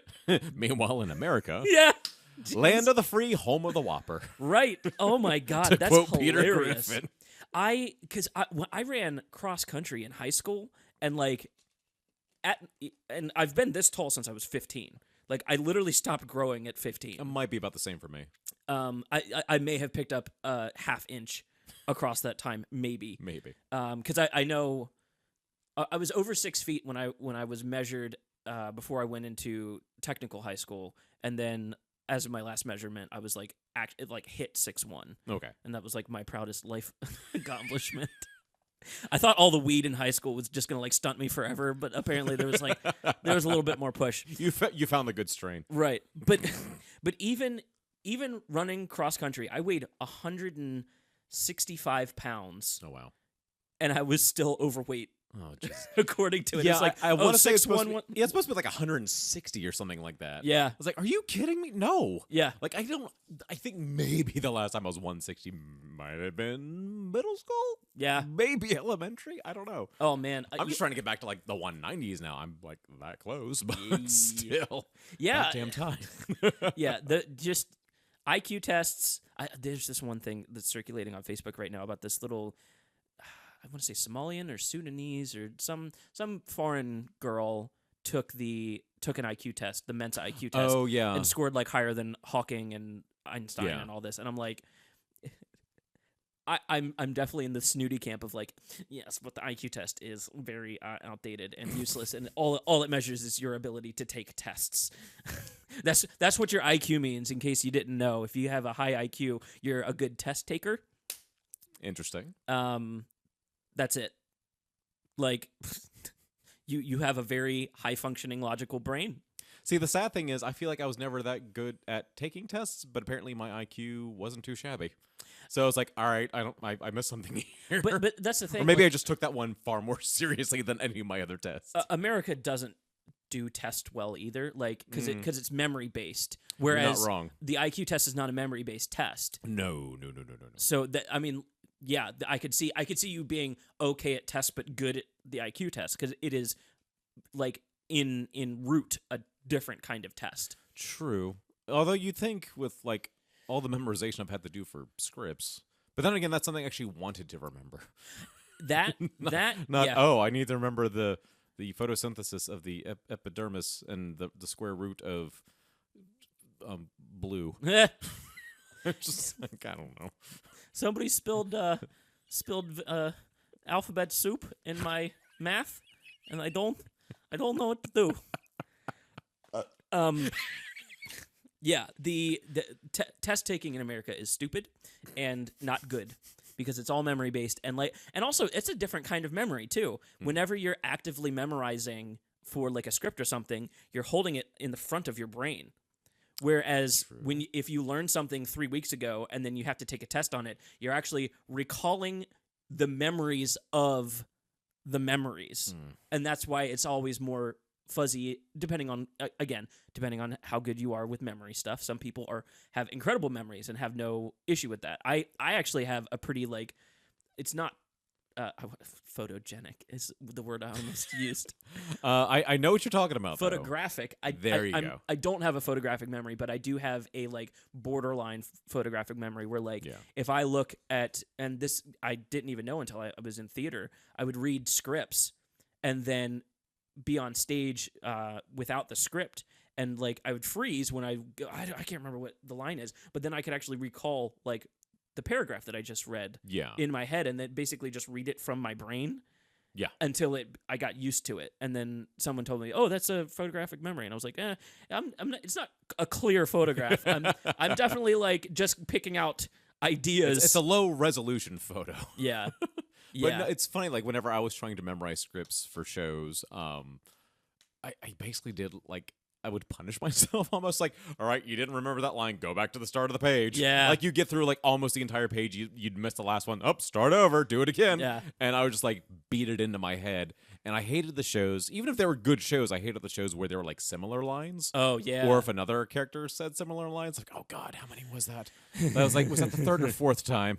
Yeah. Shit. Oh, that's a good way if you're an actor to tell if you're working with a good writer is are you if you have a bunch of similar lines, are you like hammering an idea home? Yeah. Or did they just not go back over that section and go, oh, I said the same thing 3 times. Let's cut this down a little bit. So here's the kicker. One of the first one-act shows I ever did, and this was 5 years ago.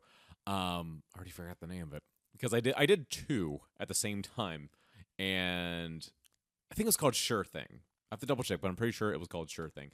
And essentially, it was like Groundhog Day in a cafe. Oh, it was Groundhog Day on crack. Because basically, the way this works is you have this woman sitting at a table, and this man walks in, and he sees her, and he wants to start up a conversation.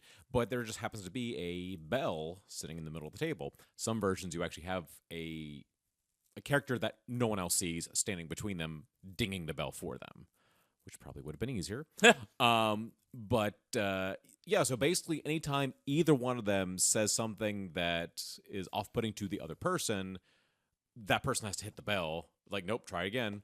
And the thing is, there were times where not only would they be similar lines, they would be identical lines. Yeah. So there would be times where literally 3 or 4 times one of us would say the same exact line, and then the other person would have to say the different line. So in the back of our minds, we're like, okay, 1, 2, 3, and like, okay, I have to say something different, but the other person keeps saying the same thing. yeah. I hated that so much. There's one of my favorite short films is like exactly that same plot, but with a time travel device. Of course. Where a guy basically he hits a button every time he fucks up the conversation with the woman. It's actually kind of similar to that, because by the end of two of them actually like get together. But yeah, it's like rewind by like seconds. Yes. But yeah, and it can only rewind a certain amount. Yeah. I think it's like maybe 5 or 10 seconds or something like that. So Yeah. he has to time it. And what happens is he discovers that, or she brings up to him, or he discovers to her. Somehow it comes out that every time he's hitting it, he's killing himself. Oh, God. And starting a new timeline. Sweet Jesus. And then it flips. It flips at a certain point where like he doesn't hit it in time and dies in front of her, and so she picks it up and starts rewinding to keep him alive. Oh, Jesus. To keep him alive. So it's essentially the same thing, but with a Twilight Zone spin. Yep, exactly. Jesus. I really enjoyed that short film, but the advantage to that is you get takes. Yeah. You know what I mean? Live yeah. theater performance. The editor's going to pull their hair out, Oh, but yeah. at least the actors can have multiple takes. Yep. It's not live. Yeah. Oh, God. If you want to get good at acting, do it live. GITGUD. Fuck it, we'll do it live. Get good. Yeah. Seriously. I mean, when you're doing like a full-length show, I learned pretty fast that, especially when you're working with actors who are as good or better than you, and I would say that most people I worked with are better than me because I've only had a limited amount of experience with live acting. It's a much breezier experience, and usually after like the first 10 minutes of jitters, you're good for the rest of the show. Yeah. Like maybe a little bit when you're about to go back out on stage, but like once the scene's going, you're good. And I had a great experience 3 years ago. I did Boeing, which at the time, like when I got the role, I didn't even realize, oh, by the way, there was a movie starring Jerry Lewis and Tony Curtis. Oh, That nice. was based on that. It was actually based on an older version. They actually revised the script for a revival. So ours was the newer version. That was the older one. And yeah, the film version wasn't as good. And I'm not saying like, oh, I was better than Jerry Lewis. No. In fact, my character was the Tony Curtis character. But still, the writing of the newer version was better and it was more enjoyable. More realistic ending, as realistic as you can get for, my character playing a womanizer juggling 3 women in one. What was it, like a condo? I think it was like a glorified apartment or something like that. It was like one of those hoity-toity apartments in like Paris or something. It shows how much of the script I remember 3 years later. Very fun experience, but I had a great group to work with. And when you're working with someone who takes it as seriously as you do, or more so, it's a much better experience. And I've worked with some where I could tell they were not giving it as much of their all.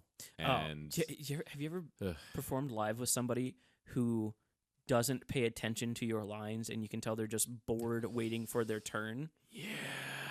That kills me. And then you get concerned as to whether or not they're going to get their lines right. Yeah. Because there have been times where I've said a line, they will jump ahead. I'm like, well, I guess we're here now. And then my brain has to like fast forward, like, okay, I think after that is this line and go.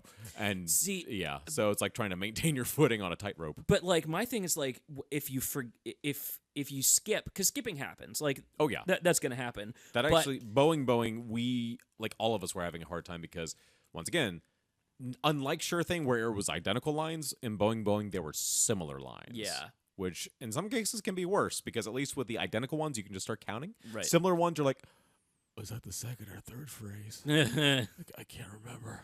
But like this is where knowing your story and the delivery of information is important because if you skip a plot point, oof. You have to like and see that was like the advantage. It's like live editing. With a drunk editor. That was the advantage of like the troupe that I was with was like more Second City during the year where we did a lot of like skits and improv and then we would do a big play at the end of the year and you learn all these skills of like we just skipped some data back there. I need to make up a line that gets all the other actors in on like, we forgot something, and I'm going to run back and get it real quick. So just run with me on this. And then the look of sheer terror of like, why is he improvising? And then the light bulb of, we missed forgot that plot point. I love. Oh, dear God. That's like live reshoots. Almost. Yep. and sometimes so I've directed 2. Oh, wow. the one was Lion, Witch, and Wardrobe, which was like easy. You Yeah. know what I mean? But then the other one was one that I had written, which was a gender bent Wizard of Oz. Okay. Because we had so many girls and like no guys, because Yeah. it was a homeschool Okay. homeschool troupe, and I was like I want to do Wizard of Oz, but like there's like one female or two female or three female parts in it, Yeah. and then everyone else is dudes, and I Yeah. have three guys and all the rest are girls. So we did a gender bent version, There you go. and the basically that happened where somebody skipped a plot point, and I'm down there like front row writing down, You're just holding up. don't signs. end this scene until you get this plot point. But then the way they improv'd it, and we had a guy that was taking notes during the show. Yeah. And so immediately as they start to improv, it ends up delivering the information better than I had originally written it. So I'm like jabbing him, like, write this down. Whatever is happening right now is what we're going to be doing the rest of this week because this is better. Oh my god. And then that sticks out in their mind. Yeah. You know what I mean? But that and like drilling people on the story.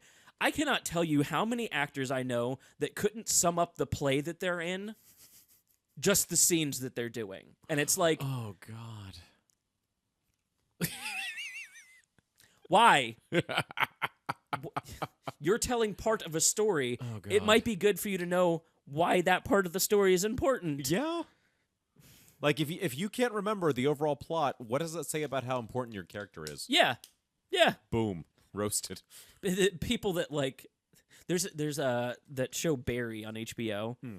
It's really great because it's a really good like inside look at how actors really are. I've heard pretty good things about that. Should probably check it out. One of my favorite bits is Barry gets offered a part in a movie. Mhm. And he like doesn't know and doesn't really care. He's just kind of like ecstatic to have an offer. Yeah. And then he takes the script to his acting coach, and the acting coach immediately does not read any of the script, asks who the character is, skips through the pages to see how many pages this character lands on, and then reads like one line, and he goes, "Oh man, you're in like 4 scenes. Oh man, you say the title of the movie. They can't cut you out." And it's like so ass backwards to how you're supposed to read a say script. the title of the movie. They can't cut you out because it's mandatory that a character says the name of the movie. There is something about Mary. What was the one on Family Guy where Oh. it was like so shoehorned, Oh, I think they made that one up, right? Because it was like or it was like a this- sequel title? this or is something. the Planet of the Apes. Oh, they said the name of the movie. They did a couple in that bit, Yeah. if I remember correctly. Yeah, there were like 3 of them, but like the third one was like so shoehorned. Like, Oh, oh yeah, my god! yeah. But like it was a real title. I'm like blanking on it at the moment. Oh my god! That was like that Netflix Zac Efron movie about Ted Bundy. Oh yeah, Because totally vile and it's like wicked or evil, something. vile, wicked, and something whatever. Yeah. Which is an actual quote from the judge during the sentencing of the real trial. Oh yeah. And then they have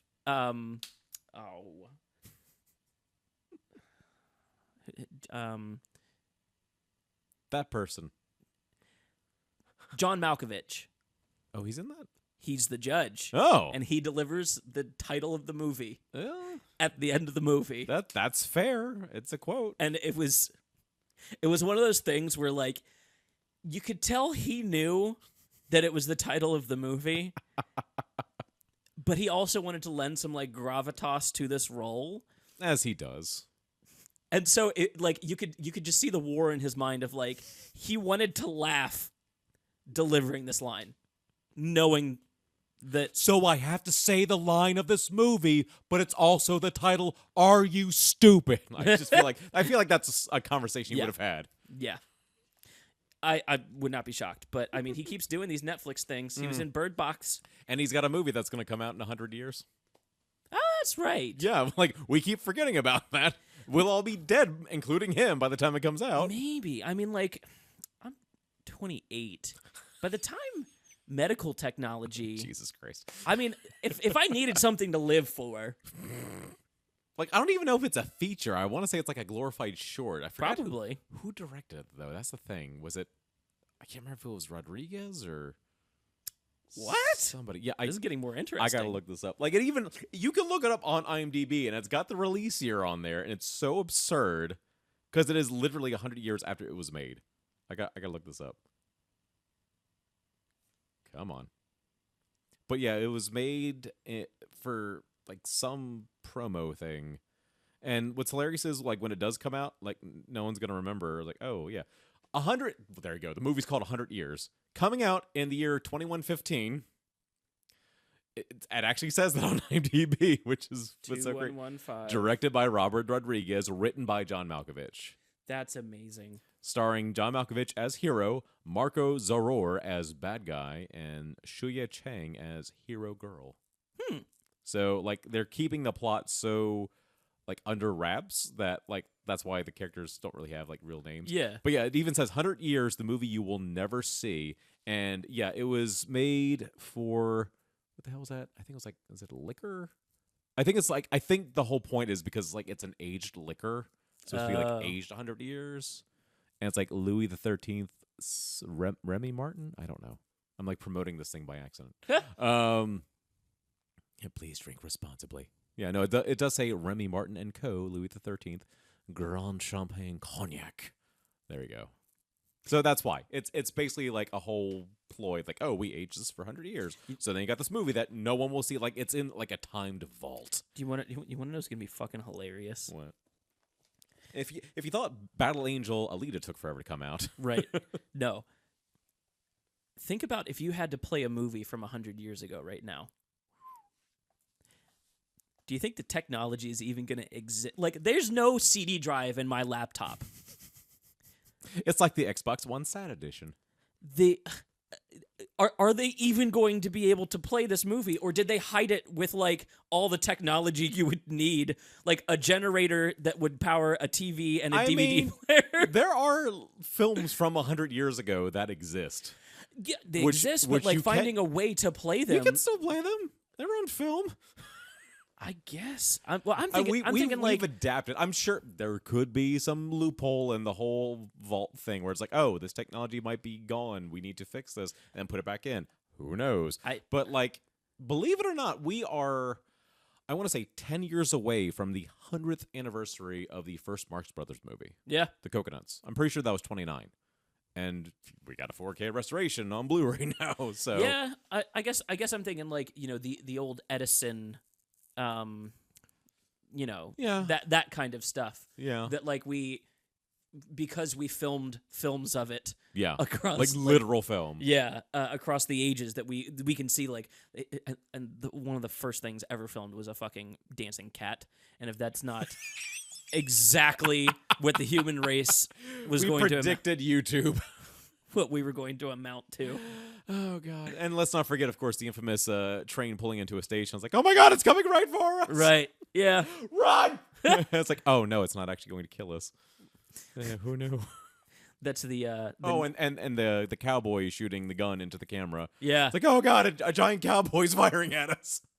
Jesus Christ. That's like the ancient people saying with the shadows on the wall when they turn around and leave the cave. Yeah. What is that? Some philosopher's cave. That's exactly what it was when film started. Not wrong. Yeah. Man, we've jumped a lot of topics there. Yeah. How do we do that? That's kind of what we do in our own third act. It's now that I told you how to get on the show at the beginning, I don't have anything else to do but end the show, I guess. I guess I could It's like an Edgar Wright movie. We don't know how to end this. I will keep making that joke. I love Edgar Wright films, but that is like the one thing where it's like, end? It's I think it's because he loves making movies so much. That's fair. Like, I don't want to stop. Yeah. I don't want to go home. Yeah. That's fair. I already forgot like the next one he's working on, though. I've read bits and bobs, but like I think he wants to do a second Baby Driver for reasons, but he's doing something else, and for life of me, I'm forgetting. It's certainly not Ant-Man 3. I hope the next one's just called The Wasp and Ant-Man. Like, Paul Rudd's still a leading character in it, but like he just loses the title. Never mind that essentially he pretty much like helped Endgame. Oh, yeah. If the rat didn't pull his ass out. I recently watched a video on why mathematically there was a really good chance of that happening. Actually, it's not as like Not as infinitesimally small as you would think. Not as needle in a haystack-ish. It's actually better odds than a coin flip that a rat would have run across that dashboard. Really? Yeah. Based on how many rats there are in San Francisco, Okay. how much area a rat can cover All right. at the speed that they move per day. Wow. Someone actually took the time out to do Someone this. took the time. Obviously, you know, I mean, it's over the course of 5 years, too. over the course of 5 so- years. But that's the math that they landed at was 5 years is like almost guaranteed that it will happen. The chances of it happening like within the difference between like the first week to the first month to the first year, you can see it like approaching coin toss. Yeah. But then as you go past that, it's like 5 years. Yep, a rat will have stepped on this. Wow. Somebody did the math, and I was The writers were covering all the tracks. I in guess. this one. well, and like is that like maybe a little meta commentary thing of like, you know, they knew people were gonna like shit on that scene, which they didn't really. From what mean, I there've saw, been like a couple of jokes, but I saw a know. lot of like this rat is the goat. Yeah, of Endgame. I did see that. Like, if it wasn't for him, I did see a lot of, but nobody complaining of like, oh, this breaks the movie for me. yeah, no. If it does, if you're one of the few people that breaks the movie, according to math, you're wrong. Speaking of film breaking, I still need to eventually see Dark Phoenix. Oof.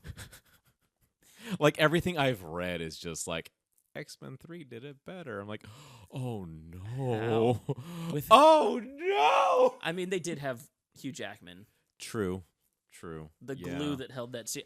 You know, as I look back, though, genuinely, they have more good films than bad in yeah. that series. I Yeah. think people like because their bad movies are so bad, Yeah. it like pulls down the overall thought of the series. But like True. Logan, X1, X2, all three of those are like great. Oh yeah. Oh god, yeah. First Class, even most of Days of Future Past. Yeah. Those are both very good movies. Indeed. It's X-Men Origins Wolverine. Mm-hmm. It's Last Stand, and yeah. I guess Dark Phoenix now. Like 6 out of 9 ain't bad. I feel like the Wolverine just it's not bad. Oh, it I just forgot gets, about that one. Exactly. Like, it's not bad. It just gets overlooked. It's kind of, I don't want to say unnecessary, but I mean, what's funny about that was the fact that that was the first X-Men film in 7 years after The Last Stand. That was actually a sequel Yeah. to Last Stand, because we had X-Men Origins in 2009, we had First Class in 2011, and then we finally got something after The Yeah. Last Stand, like where things were going. Yeah. So yeah, I wouldn't say it's unnecessary. It's just, like, oh, this exists. I think a big reason that one doesn't get, because there's some genuinely good scenes in it. Oh yeah, It was stuff we'd already seen before, just in a new context. True. And that was Mangold as well, right? Yeah, I've joked with people. I said, all right, you want to see the difference between a film made by a studio and a film made by a director? Watch The Wolverine and Logan. Yeah. Same director, two very different films. Right. Like, The Wolverine feels like it was made by Fox. Logan feels like it was made by Mangold. Yeah. And in fact, to throw fuel onto that flame, watch 3:10 to Yuma. Oh yeah. Because Logan feels more like that and less like the Wolverine. I enjoy the Wolverine. Logan is just far superior. Oh yeah. So, and yeah, it feels like they gave Mangold a lot more to do. And the fact that Fox knew, okay, this is Jackman's last film. He's a producer on these. We're going to let him do stuff with Mangold, and Yeah. they'll just come up with something, and it'll be good. And it was great. But what's hilarious about The Wolverine, I was actually talking to a friend of mine recently about this. There is what is known as a Bruceploitation movie. Bruceploitation, for those who don't know, is a whole subgenre of films starring actors basically impersonating Bruce Lee. This was okay. a big thing in the 70s. And there was one that was actually produced by the same company that produced the real Bruce Lee movies, Golden Harvest, and it was called Tower of Death. They ended up releasing it internationally as Game of Death 2, even though the English dub basically shoehorned to make it a sequel to Game of Death, even though there's like no real plot threads. But here's what's hilarious. The Wolverine is Tower of Death. Right down to, I have to explain. So, in both films, you have your main character going to Japan under the assumption that a friend of theirs has passed away. Okay. And they go to their funeral, and there's a big ambush, and suddenly they're in like this weird underworld thing going on. They have no idea what's going on, and they're drawn into a Tower of Death by the end of the film. And spoiler alert, big twist, the one who was a friend was actually the one behind the Tower of Death, and now they have to fight them in said tower. And it's like, the funeral scene in both films, the exact same fucking location, right down to the giant orange tower. Damn. It's like, all right, some fucker watched Tower of Death and rejiggled it to be the Wolverine. Like, there's a lot of similarities between the two. It's weird. Isn't that interesting? Especially with this is a weird tangent, but it'll circle back in how connected Westerns and Eastern movies. Oh yeah. Are. Oh, You know, yeah. Seven Samurai to Magnificent Seven. Yojimbo, Fistful of Dollars, which, by the way, Leone got sued by Kurosawa. Really? And yeah, apparently, like, the Kurosawa state still gets a little bit of money from Fistful of Dollars? Okay. Something like that. Like, they had a successful lawsuit because, like, it was an uncredited remake of Yojimbo. But isn't it funny that, like, Wolverine can drop into both contexts Yeah. and be equally at home? Because, like, the Wolverine, I think, really was the, like, you know, comic story that I think real Wolverine fans wanted. True. They never want the Wolverine X-Men movies, like, because he's just a berserker for the X-Men. Yeah, and it's funny, too, because, like, a lot of people forgot that there was one of two post-credit scenes for X-Men Origins where Yeah. he's in Japan. Yep. And what was hilarious is that for those who actually wanted to see that twice in theaters, depending on where you saw it, you got one of two different post-credit scenes. Yeah. I can't remember if the DVD and Blu-ray actually had both on there or not. I know the TV version had both post-credit scenes, both the stupid-ass Deadpool thing and the scene where he's in the bar in Japan. Wasn't there a third one where the general is walking and his feet are... He's walked his shoes down to his feet. So that... I think that was supposed to be a post-credit scene, but that was a mid-credit scene, I think. Okay. Yeah, okay, because that like makes you more have some sense. credits, then you see that, then you have the rest of the credits, then one of the two post-credit scenes. Got it. Yeah. Got it. So it does feel like three post-credit yeah. scenes. Yeah, because So- that was the one that stuck out in my mind Yeah. when I saw it in theaters. Yeah. Because most people saw that one. What are other like film style types that haven't been done as superhero movies yet? Because we've had heists with like Ant-Man. And even Endgame. Like, and Act Endgame. 2 is a heist film. Yeah. And I remember they even said that before it came out. Like, how's that going to work? Oh, okay. Yeah. And then you see it. And then, you have your Japanese movie with the Wolverine. You have your Western with Logan. What are some other like genres that haven't... I mean, I know with horror, the big one recently has been Brightburn, which I've not seen, but, a lot of people are like, yeah, it's good, but it's not nearly as groundbreaking as they want you to think it is. Yeah. Oh, So, man. it's Okay. tricky. I liked it. Mhm. If I could fix it in like 2 minutes. No, well then. But we need the podcast to be longer than 2 minutes. Yeah. That's and Dev and I have been discussing like doing an episode on it eventually. Maybe we'll do that when the DVD comes out or something. Yeah. But spoiler alert: you really only have to do like one thing to make the movie. Okay, you have to do two things to make it great. One thing to make the one per story minute. better. The kid, whoever he is not good. Oh, the actor? The actor. Ooh. Whenever he has his mask on and he's like a CGI evil Superman, Yeah. fantastic. Okay. The horror scenes are so well executed. The gore, which you should expect from a gun performance that's not Marvel. That's fair. Um, Well, that's the thing too. I feel like his not directed stuff recently has been like, it's not bad. It's like Brightburn, Belko Experiment, and I think there's another one. But like both of them are like, it's not bad. It's just not as good as him directing. yeah. It's like James Wan, It's like, hey, he's producing a new Mortal Kombat. I'm like, Is he directing now? no, they got a first time commercial director. Yep. What could possibly go wrong? I mean, that's how Ridley Scott got into it too. Let's be fair. Really? He was a commercial director Okay. for years. And what did I watch recently? I think it was an Honest trailer. Was it an Honest trailer? It was something where, yes, it was Con Air. Apparently, I think they were saying that his first directing gig, or one of his first directing gigs, was the music video for Never Gonna Give You Up. Yep. Sweet Jesus. Yep. And then he directed the second Expendables, Yep. which I didn't hate. I didn't hate. I hated the third one, but I didn't hate the second one. Yeah. You can't Oh. drop your R rating third movie in. God. How are you gonna do that? And the unrated version is just as watered down. It's bad. It's Yeah. like, I was like, oh, it's unrated. It's like, yeah, because Wesley Snipes drops an extra F-bomb and you see a knife stuck in someone that you didn't see before. Right. And it was a CG knife anyway. Yeah. Fuck off. Yeah. I'm not a fan. What other kinds of movies?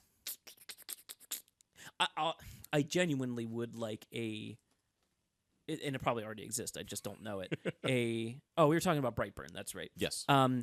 It's in the same universe as Super. I think I heard a blurb about that. I actually have not seen that. I know Gunn directed that one, though, but I haven't seen it. Yeah, that one didn't age well. Uh-oh. But, okay. There's a lot of good ideas in it. There's one very specific scene that didn't age well. Oh, no. Um, I feel like people listening are like, oh, he has no idea which one he's referring to. Poor Brandon has no idea. yeah. It and it's played for laughs. I think that's why it didn't. Okay. What happens is Rainn Wilson's character gets raped by Juno. What's her Ellen Page's character? Really? Yeah. Mm-hmm. And it's I get 2006 whenever it came out, his mindset was, oh, let's invert this, because the whole thing's about inverting superhero tropes. Yeah. And he was like, let's invert this trope where blah blah blah this thing happens, and in doing that it's supposed to be funny, and both of them are doing it funny, and then the scene ends with like, they really did just do that though, didn't they? It's a weird. There's a few reasons why that didn't age well. Now that I think about it. Yep. This is also the period where like he was tweeting the shit that got him in so much trouble. Yeah. Same time era, and also he had another project or something. I forget what it was, but it was like pretty tasteless, pretty post trauma era. Yeah, that's the thing. Like, a lot of people forget where he started. You don't Like, leave the he house did- that trauma built and not be traumatized by it. No. Like, he didn't leave Roger Corman. He left Lloyd Kaufman. There's Yeah. a big difference. Yeah. Like, the two of them are similar in, like, their make things on a shoestring and make all the money back and get all the experience. But, yeah, watch the Angry Video Game Nerd episode where he's reviewing the Toxic Avenger, Toxic Crusader video games, and Lloyd Kaufman is the guest. Oh, dear. Yeah. That episode sticks out like a sore thumb. Yeah. It's like, it's the best way I can describe that is, it's like if you took an Angry Video Game Nerd episode and had it produced by Troma. It exists. I'll have to look that one up. I mean, Lloyd Kaufman is his most Kaufman-esque as possible in that episode. Yeah. He's like gnawing on the nerds' controllers and shit. It's like, and you can tell like James Rolfe is like breaking character multiple times because he has no idea what Kaufman's about to say. Yeah. And so he's like trying to hide behind the controller sometimes. He just like keeps going with it. Or they would cut to a camera where it was just on Kaufman. Yeah. Because like he just couldn't keep his shit together. But yeah, watch that episode. It's definitely Troma-esque. I saw an interview with him and yourmoviesucks.org interviewed him at some film festival, and the interview is just like, you exist as a person? Like, there are human beings like that? My God. What? That's a hell of a question. Yeah. Man, is this a question or a statement? I don't know how to respond. I grew up in West Virginia, and I've met some characters. Kaufman is a totally different thing. Yeah. Yeah, I mean, it's funny. There are, like, sincere interviews with him where it's like, oh, he can be normal. Yeah. And it's very jarring. It's like, I'm not used to this. It's like, I saw a trailer for a documentary with Gilbert Gottfried. It's like, I don't like your normal voice. Oh, I'm yeah. confused. Like, he sounds fine, but you're so used to, hi, I'm Gilbert Gottfried. And when you hear, like, a regular voice coming out of him, you're like, this is weird. I feel uncomfortable. It's so bizarre. And, like, you realize, like, just how human these people can be when they turn off, their persona. And Kaufman's kind of the same way. Like, when he's on, he's on. But when he's off, it's like, oh, yeah, so this thing about film, you can do this and do that. You can do so much with a little budget. But, when he's in trauma mode, oh, boy. Yeah. Oh, dear. He's got a brand. And, yeah, it's like, what was that thing that that Gunn did? What was it called? Like, PG porn? Yeah, that's something so stupid. That was definitely one of his worser ideas. Yeah. But not. I won't defend anything he has done or said, but the journey has made him better for it. Oh yeah, like he finally came out and talked about life after the initial firing and pre-rehiring with Disney and Marvel. And it was, let's be honest, it was more so Disney than Marvel. Yeah. Because Feige was like, my hands are tied. Because from what I could tell, Feige didn't want to get rid of him. It was Disney were like, we got to do something here. And he said, he had to figure out what he was going to do with his life and what to do from that point. And it seems like he took it like really in stride. Yeah. Like, not to misquote Young Frankenstein, but, quiet dignity and grace without the follow-up of, like smashing everything. I mean, it is one of those things where it's like you can punish someone, but if you can tell that they are becoming a better person, and they already were becoming a better person even before like these old skeletons were pulled back out. Right. It's almost like you're being punished. Like this person is trying to be better, but you're punishing them, and it's a whole tricky thing. Yeah. But, yeah, and what's funny is like going back to even just the Guardians films, like you can see a difference even between those two. I mean, there was already heart in the first film. The second one, like I've said in the past, is even more existential. Yeah. So you can tell like he was putting a lot of himself in there at that point. And in fact, I think either him or Chris Pratt or even both like had like a family member pass away. So there was a lot of that in that movie as well. Yep. And it kind of helped them cope. So yeah, I mean, it is interesting when you can put yourself into a movie and whether or not like where your headspace is, where your heart is. And like I said, just from those two movies, like from one to the next, you could see a big difference. And as I said before, when I first saw Volume 2, I saw it as a double feature at Cinemark. Yeah. Because they did the whole, it's like, oh, watch the first one again, let's see the new one. And it was just jarring. And I really didn't know how to interpret the second one after I saw it. It's like, I don't know yet. But then when I saw it again by itself, it's like, okay, I get it now. Yeah. So you have to be in a different mindset between the two films. Yeah. So, and that's kind of what life is. Like, not every day is going to feel the same. And when a sequel can feel different tonally, it's tricky. I mean, you don't want it to feel completely different, but at the same time, it can't be identical because that's when you get a rehash. It needs to be more like, oh, so this is where our characters are now. Yeah. This is why they're doing this thing, and this is why they feel that way. And, apparently Gunn was saying that the character he's most similar to is Rocket. Yeah. So, and we, even with what we had so far with the two Guardians films, with Infinity War and Endgame, you can see Rocket's had a bit of a progression as well. Yep. He's still, rough around the edges, but he also has his moments too. Yeah. Where like even no one hears his line because everyone's laughing at the Tony Stark line where Stark says, until just this very moment I thought you were Build-A-Bear. And then Rocket just says, maybe I am.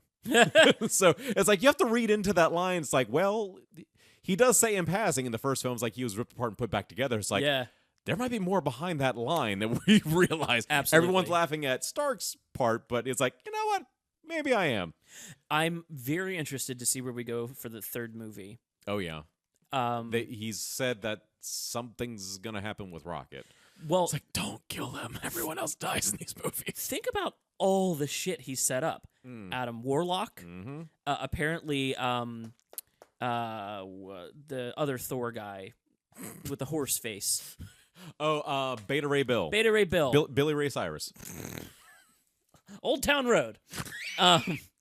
Speaking of Rambo 5. Oh my God. We will be doing a Rambo 3 for a rescue. I'm fine with that. You heard it here first. For all the stuff that he has set up, the whole old Guardians of the Galaxy, the Stallone, speaking of Rambo, ironically, yeah, we're back. They are characters now. Yeah. And it sounds like if they're going to be concentrating on Rocket in the third one, I don't know how familiar you are with his origins in the comics. Bits and bobs. It's presented as pretty funny, pretty like Silver Age. Basically, it's a planet of talking animals. Okay. And then as the comics progressed, it got progressively darker. Ooh. And essentially what you could be left with is like kind of like maybe Spy Kids, the first one, where you find out that this like nice friendly kitty kind of planet has this like dark underbelly of essentially there's a scientist that's like creating these talking animals by experimenting on them and being a shit. And Wasn't that Stallone's character in the third Spy Kids? right. Now Stallone's just going to keep popping up everywhere Right. now. Yeah. It's like when you Which, by the way, I stumbled upon a deep fake video of Stallone in Terminator 2.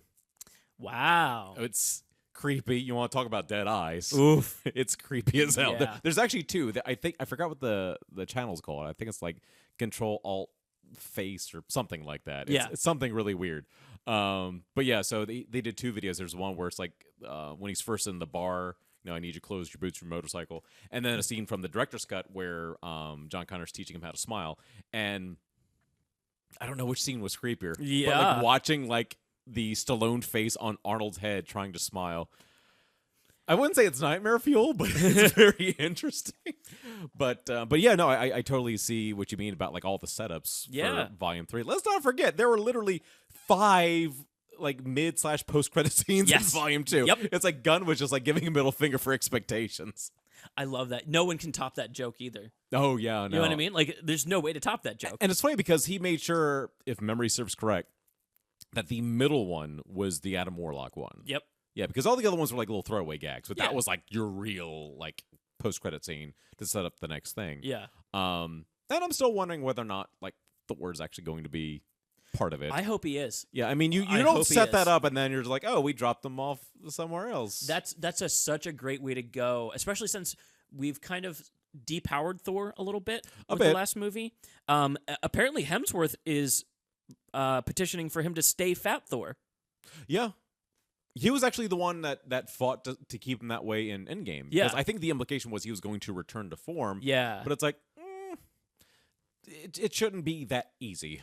That and like... I mean, as someone who's been spending the last half year losing weight, Right. it ain't that easy. Yeah. Well, and like... Even for an Asgardian. There's a lot of arguments about fat Asgardians too, which like one of the Fellows 3... What are they called? Volstagg. Yeah. He's the one played by one-time Punisher. Yeah. What was it? Ray Stevenson. Ray Stevenson. Yeah. Yeah. I mean, he's a thick boy. Yeah. Like he actually looks like him in the final battle, like Yeah. right down to the beard. Oh yeah. So like, I wonder if that was intentional. Of the Thor designs that we have seen so far, I thought my favorite was Ragnarok. Boy, was I wrong. Viking Thor with the braided beard. Which I think is getting a Funko Pop now. Good. Both of them, actually. You have Lebowski Thor and Final Battle Thor. Yeah. I think both of them are getting pops. I love that when Funko announced them, they couldn't just put the picture on their Facebook page. They're like, spoiler alert, if you want to see them and you've seen Endgame, click here. Because it was those two, Rescue and Hulk with the gauntlet. Oh, yeah, It's like, yeah, those are spoilers. Although I did like stroll into GameStop, which apparently still exists.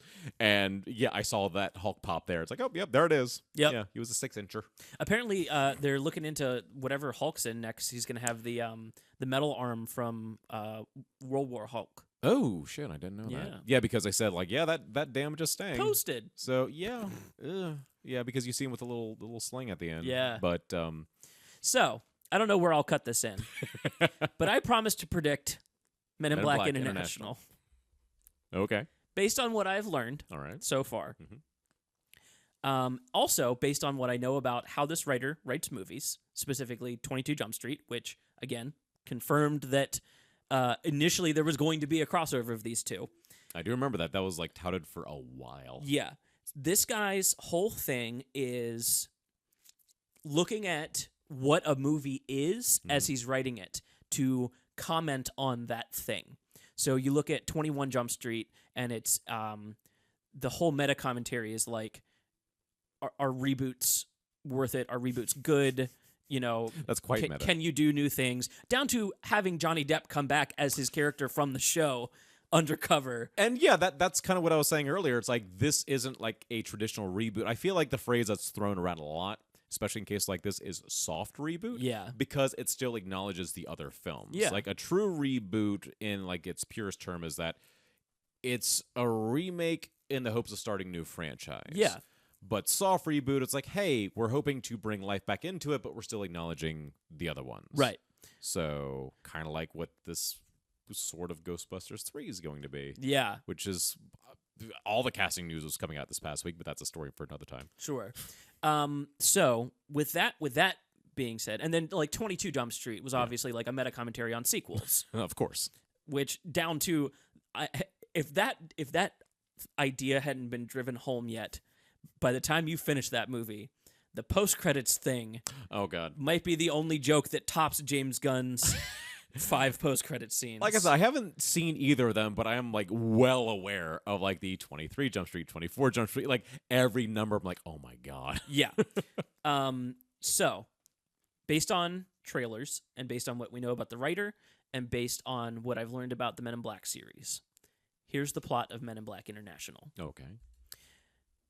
Chris Hemsworth's character, M or whatever it is, we'll put my light prediction. He will have been trained by Jay, potentially even a Will Smith cameo. Wouldn't be shocked at a Will Smith cameo. If I'm right, you owe me $1. Go to the Patreon. Go to Patreon. Patreon and give me $1 on Patreon. You owe me. But that's a side bet. Yes. His character is going to be fishy. I think there's going to be a setup of you can't trust Chris Hemsworth, and he's going to have to prove himself by the end of the story. The girl whose name I can't, Tessa Thompson's character, Valkyrie, she is going to uncover a plot within the Men in Black. Because she finds the Men in Black. We know this from the trailers, right? Yeah. She's able to track them down and find them, and then because of that, she's invited to join. But then she gets sent to London, and this is where the international part of it comes in, right? Gotcha. And it's Emma Thompson that plays the head of America. Yes, that sounds right. That plays the head of Men in Black America, right? She's going to, and this is because why I remember her in the third one. Like that's another connecting fiber. Yeah. Yeah. So she's going to be America head Men in Black. Liam Neeson's head of UK Men in Black, right?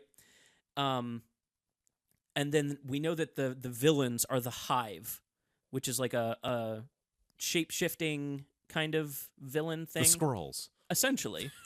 So what's going to happen is Tessa Thompson and Chris Hemsworth are going to team up. They're not going to trust each other initially. There's going to be a third outside agent in the UK that is going to really push this you can't trust Chris Hemsworth narrative. To be revealed that he is one of the Hive, working from within the Men in Black to basically like shape and control the world. They have all the tech. They know all the aliens. The lizard people. He's going to take over the world. Now, within this prediction, I have sub-predictions. Okay. Emma Thompson or Liam Neeson, one of them will be part of the Hive. My money's on Emma, because I think it's going to also be kind of set up that Liam Neeson isn't trustworthy, and then he will also have a turn, but he also, I could easily see having a double turn where he's part of the Hive. If it's both of them, I'll be disappointed. Yes. I'm more hopeful of it would be Liam, only because since we've already established her previously, that gets kind of tricky. I mean, granted, she was, what was she on, like one scene in Men in Black 3? Yeah. Yeah, it was like the memorial to Zed, I think. Yeah.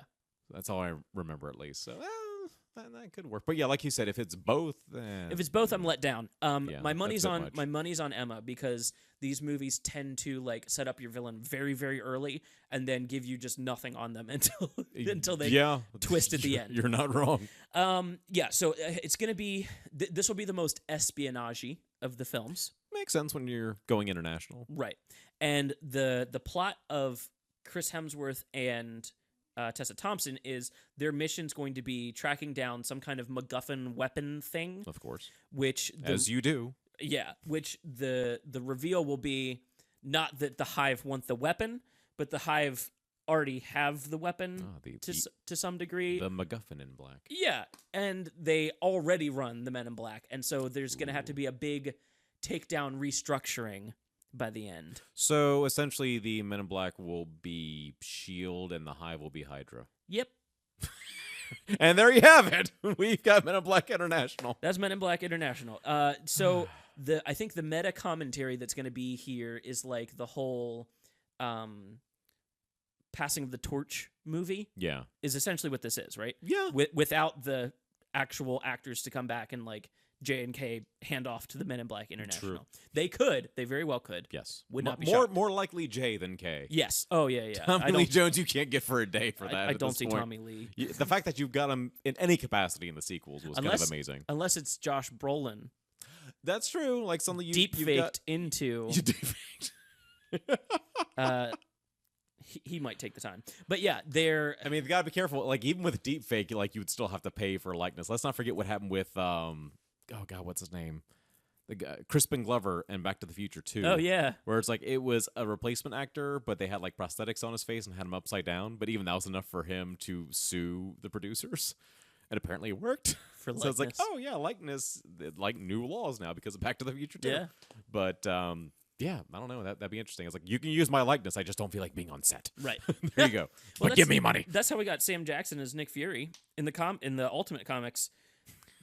They were like, we're just gonna make him look like Sam Jackson, and Sam Jackson was like, "Nah, bitch, pay me." and then he was like, "Nah, I'll play the character now. Pay me all the money." Exactly.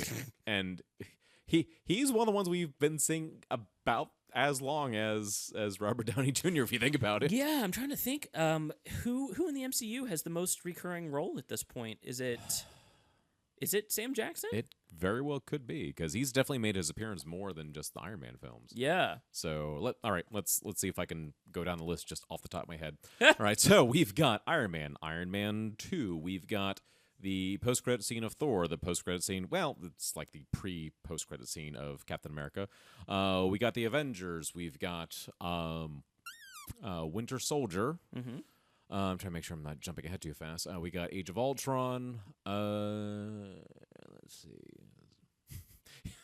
I remember he said he wasn't in the Argument movie, Civil War. He's like, why wasn't I in the Argument movie? He wasn't in Doctor Strange. All right, so we got 2017. It wasn't in Ragnarok. Wasn't in Homecoming.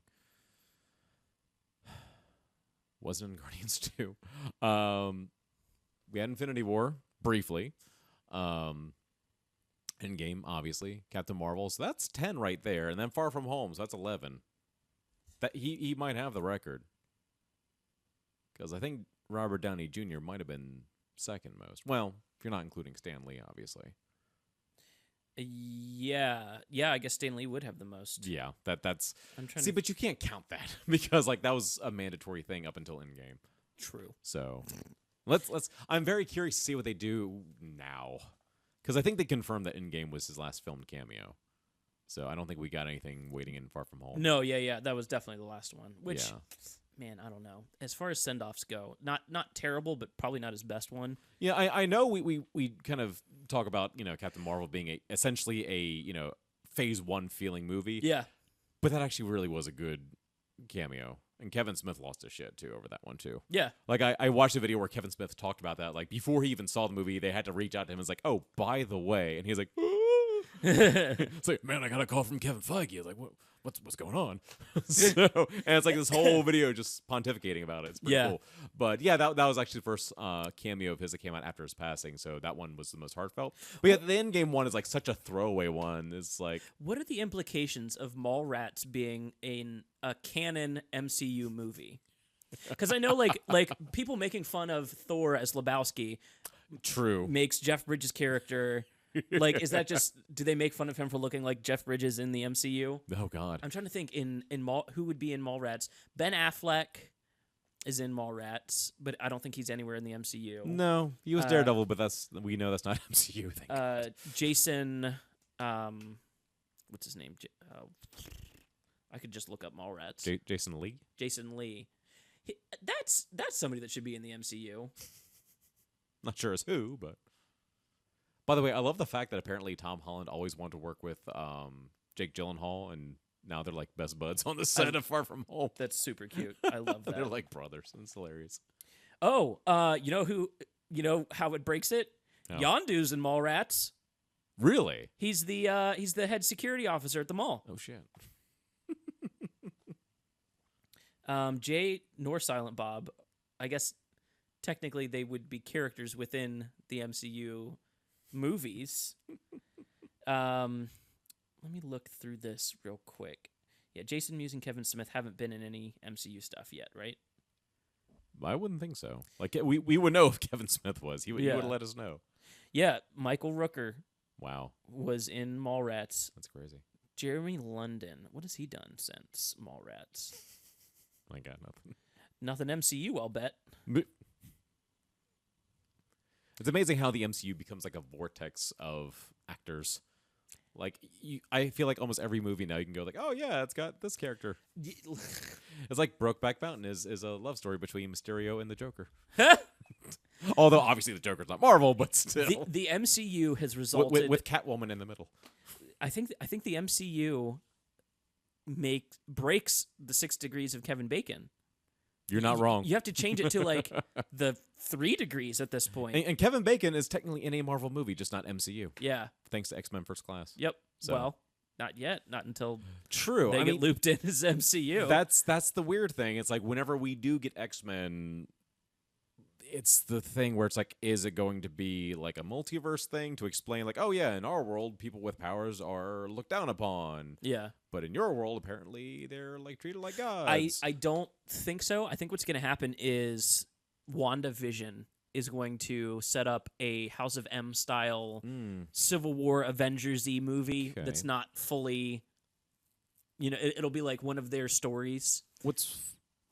The funny thing is, one other theory people had, aside from multiverse, the other thing is like, oh yeah, the like 3 different snaps kind of like screwed up the makeup of a lot of people, and now mutants. They specifically set up a lot of stuff with that, with the like a lot of possible threads. The energy signature of the snaps is a readable energy signature, and that could like affect people. And you have 2 back to back in like the span of like what, a half an hour, an hour? Yeah. Well, I don't know. However long the final battle is, pretty much from the beginning of the final battle to the end of the final battle. Is the time between the 2 snaps. So like 30, 45 minutes. Yeah, there are 3 snaps in that movie, aren't there? Well, there's. You're right. There are 3 because you have the one on Titan 2, the Garden, whatever you want to call it. But then 5 years later, you have Hulk snap, and then you have Tony snap. Yeah. So yeah, that could kind of screw things up a bit. Yeah, I would be okay with that version. I would love Scarlet Witch having something to do in the MCU again. Yes. And make mutants. But why that one's going to be like set in the 50s, I'm confused about. So I have theories. Okay. There's a Vision What If comic where he creates his own android family in like a what if universe of the 1950s. And ironically, they're doing a what if series as well. Yep. So that'll get confusing. So what I think WandaVision is going to be kind of like a Twilight Zone mindfuckery kind of thing, where you find out that she's created a reality and it's collapsing. Think Eternal Sunshine. Okay. Think Eternal Sunshine is like a limited series where she's created this like world around them, and it's collapsing because of a villain, only to find out that the villain's probably part of her. Interesting. Well, that could be a thing. Even maybe her evil side, which then launches you into a House of M style story. Easily, I could see that. That's probably my favorite idea for the setup of mutants. But the thing is, I know that Feige has kind of put his foot down, saying like, yeah, we officially have X-Men again. We've been building up to this for like the last 2 years with the whole merger. Yeah. You ain't seen them for a while. Well, that and like, there's a lot of work to do before you get there. Because like, I want to see Fantastic Four before I see mutants. I have a strong feeling we will see that before, only because there's less of a cinematic legacy to erase. Not erase, but like kind of push back and go, okay, that one's over. We have this. Because we've had, to say clusterfuck is an understatement, we had... Let's go all the way back to the mid-'90s with the Roger Corman-produced Fantastic Four that was never intended to be released, all because Bernd Eichinger at Constantine Film could maintain the rights to finally, another 10 years later, do the Fox version. Yeah. I didn't even realize that he pulled it off. I didn't realize he was partly behind the 20th Century Fox Fantastic Four. Like, I just figured it was all Fox and Avi Arad. No. Bernd Eichinger, his name is on there because he still held the rights because he made the $1 million Fantastic Four movie and shelved it. Yep. It's so ridiculous. And like no one knows if there's still like proper film elements that still exist for that movie. Yeah. Only that like VHS bootleg that escaped from the studio back in the 90s, which I have seen that movie. It's got a lot more heart than virtually any of the other Fantastic Four films. Oh, yeah. I will watch that 10 times over before watching Fantastic again. Holy balls. God. The have you seen somebody recut an Avengers trailer from the Captain America movie from the 60s, Oh, yeah. the old Spider-Man TV show, and that Fantastic Four footage Oh, yeah. mixed in with, like, I think Lou Ferrigno's Hulk and a couple other things? It's beautiful. Oh, God. It's wonderful. But speaking of Fantastic Four, and I'm sure you've seen this, have you seen the recent photo of Reed Richards in one of the comics, bearded up, that he kind of resembles another actor? The Krasinski theory? Oh, yeah. That's The been comic- floating around for a while. The comic just blatantly made him look like Krasinski now, Yeah. like in A Quiet Place, Yep. with like the streaks of gray for Reed. Yep. And I'm like, all right, I'm picking up what you're putting down here, Marvel. Just make it official. Yeah. Get his wife as Sue Storm Yep. to make up for her. Get not- Chris Evans back in as Human Torch. Give him a cameo or something, just That'd for be shits and giggles. I mean, hilarious. obviously he had to be Cap Am at that point, but still, I it'd wouldn't- still be the same universe. If they It should be old man Cap at this point. I'd be okay with that. Yeah. I'd be okay with him running Shield. Old Cap running Shield. That'd be interesting. And then just find a way to like merge old Cap and who's the old guy from Winter Soldier? Newman. Not Newman. Newman. Hello, Newman. I was thinking Robert Redford. Robert. I can't remember the character's I was name. thinking Paul Newman, Yes. not. Butch Cassidy and Sundance Yeah, Kid. yeah. There you go. There we go. Thank you. There's a reason. We can get around. We can get around here. Find a way to merge those two. Yeah. I mean, I don't know, man. I want mutants, but I really want other stuff first. We need Fantastic Four first. X-Men needs to go on a break. We've had them for nearly 20 years now. Yeah. In the cinematic world. But they need more than like 3 years. Because I think that's the longest gap we've had between X-Men films is 3 years. Yeah. And the last time there was that big of a gap was between 2 and 3. Well, excuse me, no. 3 and Origins. After that, it was like 2 or even just 1 year. Yeah. Because, 2009 Origins, 2011 X-Men, almost said Days of Future Past, First Class, 2012, or excuse me, 2013 we had the Wolverine, 2014 Days of Future Past, 2016 we had both Deadpool and X-Men Apocalypse, because Deadpool is still technically That's X-Men. true. Yeah. Barely, but, Colossus is close enough. And then 2017 we had Logan, and 2018 we had Deadpool 2, and then this year we have Dark Phoenix. I'll probably stream that one just to see what kind of a mess it is, but I'm not going to pay to go see it. Here's the thing. I have literally seen every X-Men film in theaters. It's almost just fucking principle at this point. I think I have two. So that being said, I will wait till Dark Phoenix shows up at Sun Valley Cinemas for like $3 or $4. Yeah. And then I'll go see it. If I was able to plunk down $3 to see the Tom Cruise Mummy, I can go see this. That's another one that I won't fix it. I'm sorry. I won't do it. Unless we reach a certain number on Patreon. Yeah. Maybe we should make a list. The Mummy tier. Maybe we should make a list of like. If we get 10 $100 patrons for 1 month, we'll do the Mummy. So at this length, I think this will be the I'll cut a normal version and then put this out on Patreon uncut. What do you mean at 3 hours? That's totally short. And we totally stayed on topic with Men in Black 2 the whole time. We did good in the first half. We did. What I'm We going to did. do is where I'll find where we start the rabbit trail hard, Yeah, and where then- it's full blown Alice in Wonderland. and then I'll drop the international. Yes, it's essentially like what Red Letter Media did with the Star Wars Holiday Special, Yeah. where the first one is like 10% about the holiday special, and then like every tangent you can think of. Yeah. And then they did a second one saying for real this time. Yeah. Yeah. So I'll cut that one and try to make it like under 2 hours, and then It's possible. If you're hearing this, it's the Patreon version. Hey. Um, Hey now. I had a point that I was gonna make, but I forget what it was now. Oh well. I'm so sorry. Yeah. So. Oh yeah, I remember what it was. What I want from Spider-Man Oh, yes. now that we have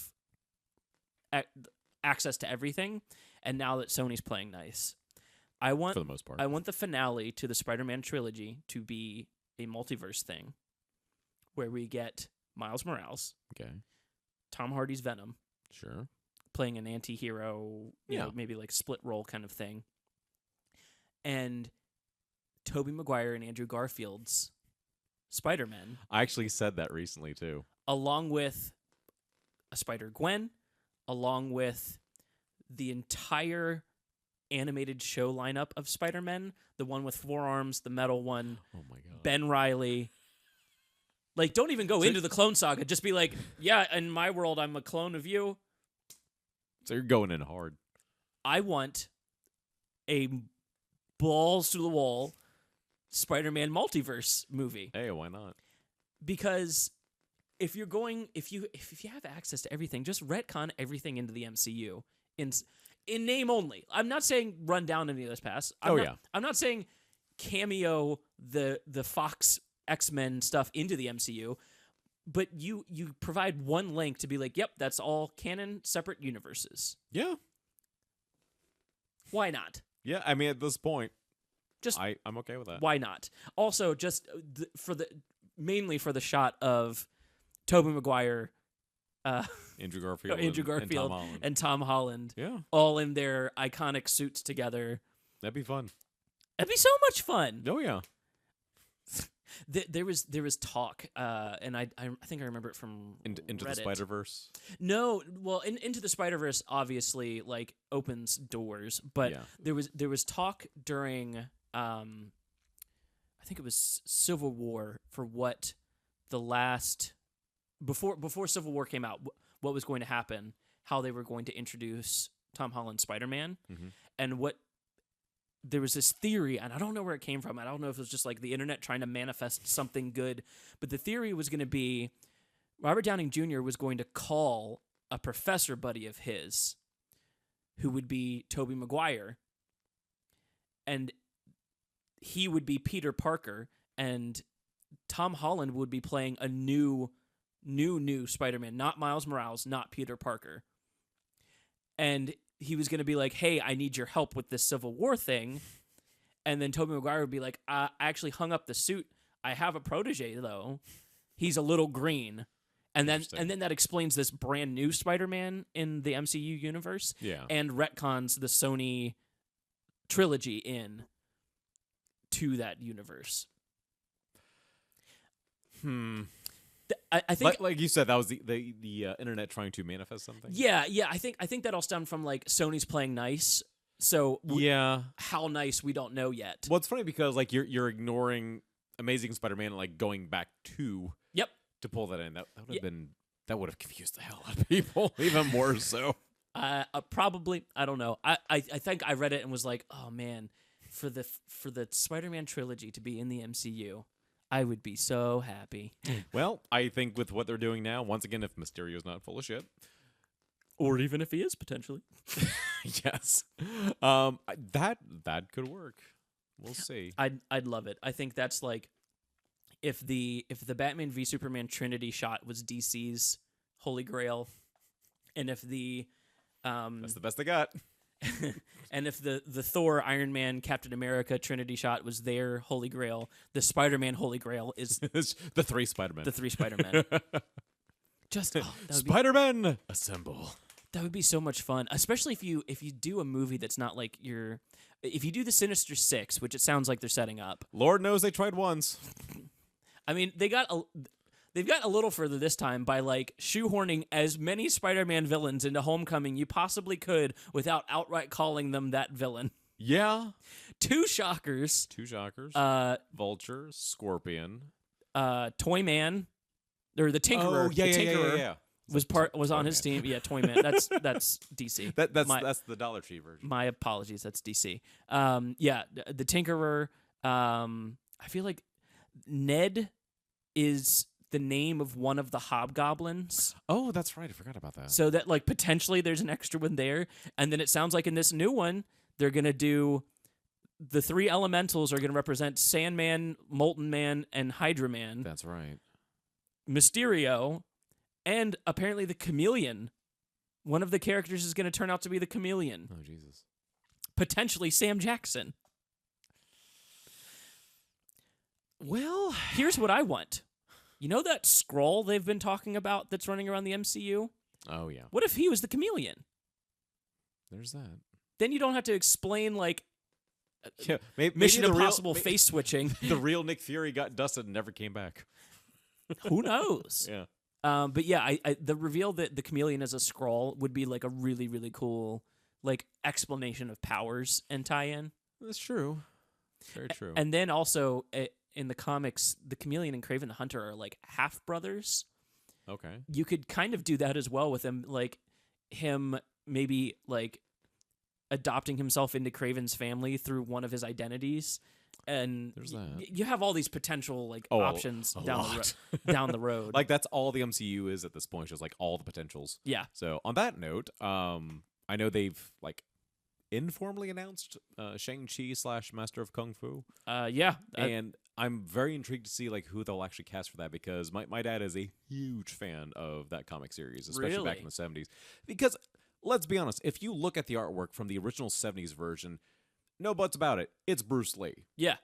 They weren't even trying. Like, you can actually compare actual photos of Bruce Lee with some of the drawings. Like, you weren't even trying, guys. Yeah. Like, and like so much so, allegedly, the Bruce Lee estate was like, stop it. Yeah. I was about to just say stop. I was like, I'm just gonna go full Peter Griffin. Stop it. No. Yeah. But that's why later incarnations look less like him. But now what's hilarious is when Mike Mall showed up in the trailers for Once Upon a Time in Hollywood as Bruce Lee, they're Yeah. like, I think we got our Shang-Chi. Yeah. We might get this guy. He already played Ryu on a couple of Street Fighter web series. Yeah. So, like, screw it. Get him as Shang-Chi. I'm okay with that. Yeah, I'm fine with that. Yeah, I mean, I feel like there's a lot of potential actors out there. There's that Cinemax show called Warrior, which has a lot of good actors on there, too. My dad actually thought Joe Taslim, he's on that show. He played Jaka in the first raid. Oh, okay. Yeah, he was the one that first fights Mad Dog and loses. Spoiler alert. But, even though he's Indonesian, he actually did a really good job on Warrior doing Chinese-style martial arts. He actually does Wing Chun on the show. When are we going to get your dad on the podcast? And then there was silence. I mean, why not? I mean, no. Okay. This is my world. I won't reach out to him. That's I'm not that guy, but yeah. I'm good. I saw some set photos for Black Widow. Oh, yeah. It's got strong Silence of the Lamb vibes. I haven't seen that. I just saw like a couple of photos of her on set. Yeah, like Because the rumors is that it's allegedly going to be between Civil War and Infinity War. That's what I last heard.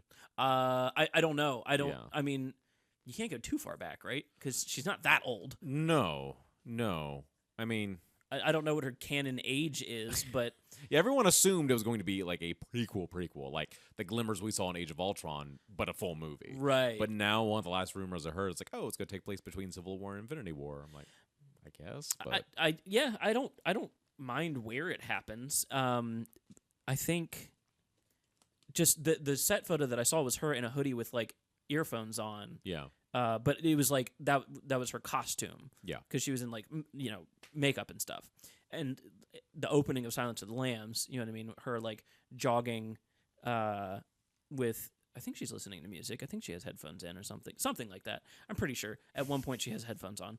Jodie Foster has worn headphones at some point in her life, is the point I'm trying to make here. But it had that kind of vibe, which is not what I would have predicted, but way better than anything people have been saying. And that's kind of what Marvel has to do, keep you on your toes. Yeah. Well, and going back to, what genres haven't been done yet. Serial killer thriller. Yeah. I If mean, anyone's- MCU specifically, we definitely have not. Yeah. So, I mean, once again, going back to horror superheroes, what's both funny and sad at the same time, speaking of Fox X-Men movies, New Mutants. New Mutants, holy balls. I mean, I've never seen a movie in such a limbo before. It's including having seen a fucking trailer in theaters as well. Yeah. Because I remember seeing Thor Ragnarok, and they had a full trailer in the theater for it. And I think at the Annapolis movie theater, they even had a poster. Yep. Like, they were that far ahead, and they're like, no. And of course, now with Dark Phoenix kind of bumbling. Yeah. Has it made any money? Well, they said it had like a 5 million Thursday night, which is going to put it in first, but it's probably going to be like a Godzilla King of the Monsters thing where it's like, it's in first, but Not right. for long. Yeah, like it'll definitely be first this weekend, and then that's going to be that. I started typing in Dark for Dark Phoenix, and then it suggested Dark Crystal because they released the trailer for the new Netflix one. It looks good. Again, Muppets fan, Jim Henson fan. So obviously, I'm a huge Dark Crystal fan. Yeah, I am on board. It's like you don't want to look up Dark Phoenix. You want to look up something good. Yes, I do. You were correct.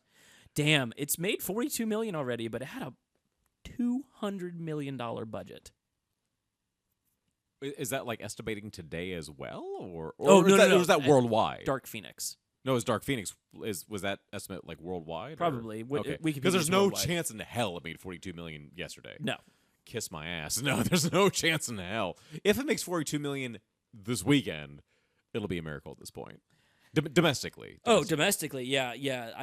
That's a big yikes. Big don't know. yikes. Like I'm just curious if like the opening logo is the 20th Century Fox logo, and the bottom says a Buena Vista Company. Let's not forget, it used to say a News Corporation Company, and then they just got rid of that altogether. Yeah. So now it could either it's going to stay blank or it might say a Buena Vista Company. I mean, to be fair, Marvel Studios and Lucasfilm, they don't say anything. Right. It's just the logo. So it could 20th Century Fox might just be a subsidiary of Disney, and Yeah. you don't see anything. And then in the very end of the end credits, Walt Disney release, because you still see that at the end of like Marvel movies, And like at the end credits. They're still putting movies out like well into the deal. Like the next Die Hard is going to be under 20th Century Fox. And they've been saying that Disney's been talking to Ridley Scott about more Alien stuff. I really liked Covenant, so I got that. I still need to see it, but I heard mixed things. Here's what okay. So here's what it is. Okay. If you go into Alien Covenant thinking, "Oh great, Ridley Scott's back, but he's not doing Prometheus, therefore it will be like Alien 1," you're not going to have a good time. So it's less an Alien prequel and more a Prometheus sequel. Kind of. But here's the difference. Where Prometheus was like thriller, sci-fi, adventure, Alien Covenant is a sci-fi, dark, gothic movie. If you watch it under that pretense, Nosferatu and old gothic movies, it goes down easy. It's a good flavor on the Alien universe. That's fair. But not knowing that going in is confusing as hell because if you're in like survival sci-fi mindset, going into a dark gothic movie, then you're gonna be like, why are there so many hallways? You know what I mean? I know what you mean. Yeah. It works. That's I think fair. I think the front half is excellent. Okay. And then the back half, it's like, all right, we stuck around, we'll give you the alien you wanted. And it's like they're holding it hostage. well, It's like, you stuck around this long, here's your alien. It's in the title, I know, but still. Because the entire final act is just the final act of Alien. Gotcha. Like, it's the highlight reel. It was, and really, it's forgivable to me because it's like Ridley Scott going, yeah, I made that last one back in the 70s, so let me try this again, and look how good it looks now. You can't see any of the wires. So I forgave it for that. I forgave him for being like, okay, if I have an alien and I have a ship and I did that movie 40 fucking years ago, 50, It's however, 40 this year, in fact. yeah, 40 fucking years ago. Let me take another go at this real quick to make it work. How about we get Denis Villeneuve to do one? Since he did a good job at picking up Blade Runner. I don't. Could he do horror? I don't doubt it. I feel like he could give that a whirle. I mean, That it would seems be- like everyone's losing their shit over his upcoming Dune. Yeah. So we'll see what happens. But like, what a walk backwards! Aren't you supposed to start in horror and then get serious? You can do both. I mean, How many directors can you think of that did not start in horror that dipped into horror and did a good job? Oh, you mean started and then tried horror? Yeah. It's too much pressure. I know. I have to go through a mental movie database to try to figure that out. Like, that's what I'm trying who's to. done this? That's what I'm trying to think. Like, So, where? I mean, because there are some who started then came back later. Like Sam Raimi. Yeah. John Krasinski. His first fair two. point. His first two movies aren't good. Let's be honest. But maybe that was it. He was like, maybe I just need to go back and try horror the way everybody else did, and then I can continue being good. And now he's directing the second one. I loved his quote on that, where he was like, I don't want them to aliens it by just making it a bunch of people with machine guns. And I was like, oh, going after James Cameron. Okay, that's cocky. I think what he probably was trying to say was that it worked for that, it wouldn't work for this. Because I feel like somehow it does work for going from Alien to Aliens. As a movie, like Aliens. Yes. As part of the series, that's my ugly redheaded stepchild. Really? I tonally, I don't think it matches the series. It's like well, I feel like it's Resurrection's not far off. I feel like it went back and forth, like horror action. Yeah, kind of. I mean, yeah. sci-fi overall. Yeah, but yeah. Like the tone kind of like was like But okay, so Resurrection feels more like Alien to me because it's so much more enclosed. That's fair. It's like, yeah, there's more aliens, but the visual tone certainly feels more like that. Oh my god. Well, probably more so with Alien 3 or Alien Cubed. Yeah, and I won't defend Alien 3. The Fincher cut is definitely better. There's better ideas in it that way. Yeah, I feel like he disowned like both incarnations though. Because like, hey, don't you've blame got him. that and this other one that's a different version. Don't blame him. But like, Aliens to me feels more like Jurassic Park than anything else, whereas all the other Alien movies feel way more in step. Yeah. Again, I don't hate it. I think it's genuinely an excellent movie. Yeah, and that was like Cameron's third film, Yeah, if we're including Piranha 2. Piranha 2 counts. Speaking of Roger Corman. Yeah, I mean, like, fucking Homer's out of that guy, but Yeah. Cameron, I mean. And now we're going to get about 100 other Avatar sequels. Is Cameron at all involved with Dark Fate? I know it's Tim Miller, but... He's producing this one. He did not, as far as I know, produce 3 through 5. He was executive producer, which is code for, hey, they're getting a paycheck because they were responsible for the start of the franchise. Exactly. So this is the first time that he's got his hands involved in it in any capacity. Yeah. Outside of directing, obviously. Yeah, because I think people forget, like, you hear producer and, like, the way movies about Hollywood would show it is that, like, they're, like, decision makers. Yeah. But, like, there's a lot of creative vision within a producer. True. Like, that, you know, setting a tone, picking a director that can deliver the tone that you want. Yeah. Assuming that, you know, you weren't already partnered with the director. Like, there's a lot more creativity in a producer. Definitely more than what is in an executive producer. But I think people think of it as, like, the logical job of, you know, the director can be visionary, but the producer is, like, numbers. But it's really not that way. True. And the thing is, I really don't know how to feel about Dark Fate yet. I appreciate that they're kind of going the Halloween route with it, in which, like, hey, we're bringing back Linda Hamilton as Sarah Connor, and we're ignoring 3 through Genesis. Yeah. But I don't know. I mean, I saw the first trailer. I'm still feeling the same. I mean, I had some decent moments watching it, but it's just so funny, too, because it's such a serious trailer saying from the director of Deadpool. I'm like, okay, it's true, but it's like, I don't know how I feel about this. It's like, it's such a starkly serious trailer, and you're talking about Deadpool. Yeah, it's like the cognitive dissonance of those, what you're seeing and the words that you're reading. It's like from the guy with all the action boom boom stuff in Deadpool. Right. I don't know. I'm intrigued. I mean, I know we've been burned in the past by Cameron just giving his, you know, haphazardly stamped approval on the other ones. Like, oh, yeah, Genesis might be one of the better ones since my own. I'm like, after watching it, I'm like, fuck you, Cameron. Yeah. Just fuck off. I just like money, okay? Yeah, exactly. I'm like, God damn it. It's like I said before, Genesis did the thing where it's like, hey, we're not only going to erase the mediocre ones, we're going to erase the good ones too. Why would you do that? Right. Why would you do that? I recently rewatched the new Halloween, Mhm. and like it really is fine. Yeah, I forgot how much it felt like Halloween 2. bits and bobs. Like compared to Halloween 1, of the two originals, 1 and 2. Yeah. The new Halloween, the new Halloween, Yeah. felt more like 2 than it did 1 to me. As far as like the beats of action, like beats, pacing. yeah, Yeah, the stuff that happens. Because, the first one was definitely more of a slow burn. The second one was definitely slow-ish. Yeah. Slower than the other sequels, let's put it that way. But not as slow as the original. And yeah, the 2018 one is kind of somewhere in the middle. Yeah. And it's funny, too, because there's been some posts recently that Jamie Lee Curtis has been hanging out with Jason Blum of Blumhouse. And she was holding the new Nika Ultimate Laurie Strode figure. Oh. So it's like, gee, that's coy. Yeah. So I wonder what they're talking about.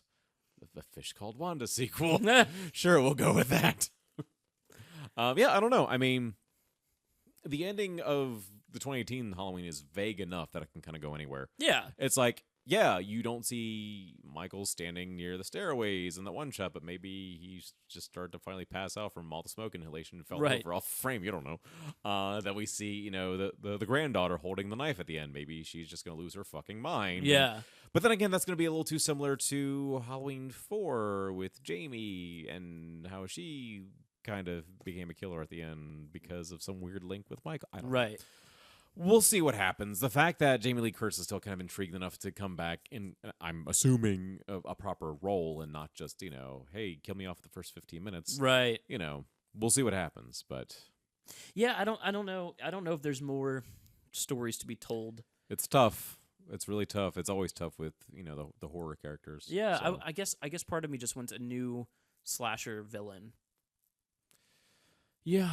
I don't know. I feel like we've done so many at this point that a lot of them have kind of cornered the market, if you will, since the 70s. Right. So it's kind of hard to have something new and unique. I think that's why Freddy Krueger stood out so much because hey, he kills you in your sleep. Yeah. So he just has to be part of your imagination to kill you. While like Jason, Michael Myers, Leatherface, it's like hey, we have sharp things. I just thought of something. Yes, have you seen? did. Have you seen the trailer for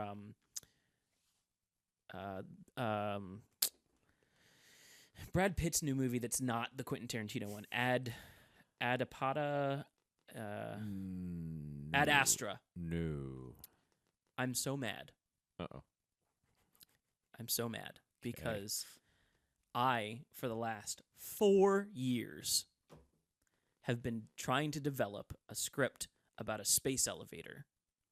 Are you familiar with the idea of a space elevator? Very vaguely. Essentially, it's an elevator that goes out of our atmosphere into outer space, that uses basically the entropy of the Earth spinning to stay straight. Imagine if you were to spin a ball with a string attached to it. Yeah. If you spin it, It just stays straight. it'll stay straight out. Yeah. And then you can instead of using all the fuel to launch off of and leave Earth's gravity, you launch from zero gravity, and you get to use infinitely more fuel. If you want to get to Mars, essentially you have to build a space elevator, or use all the fuel. Yeah. So, I had this idea. Originally, I was writing it as an Alien script, and then just as it adapted, it was okay, there are aliens in it, but it's not. Yeah. It doesn't have to specifically be alien, where essentially it's a ship that comes to a planet and never lands. You just get into a geosynchronous orbit, you drop your lines down, and then you use an elevator to move on and off the ship. And it's like a 2-hour journey, you know what I mean, to drop down. But then my thought was they're kind of a big research crew is funding it. But then there's a mercenary crew that wants to check out something that happened on this planet. So it's a bunch of people that just are taking advantage of the opportunity to be on a space elevator ship. Yeah. And then when they get there, they get attacked, and obviously the movie ends with destroying the space elevator because that's what you want to see. Of course. Ad Astra Oh no. drops a trailer, Oh dear. and it's Brad Pitt on a fucking space elevator that gets destroyed. And I'm like, 4 years down the elevator train. I mean, it's going to be a very different movie than what I was developing. Yes. But I was so mad when I was like, this will be such a unique idea that people will have no idea. It'll be so exciting to like figure out the physics of a space elevator in a movie, and it'll be a great set piece and all this. And then this trailer drops, and it's not even the whole movie. That's just the first act. The space elevator is just the first act of the movie. Oh my god.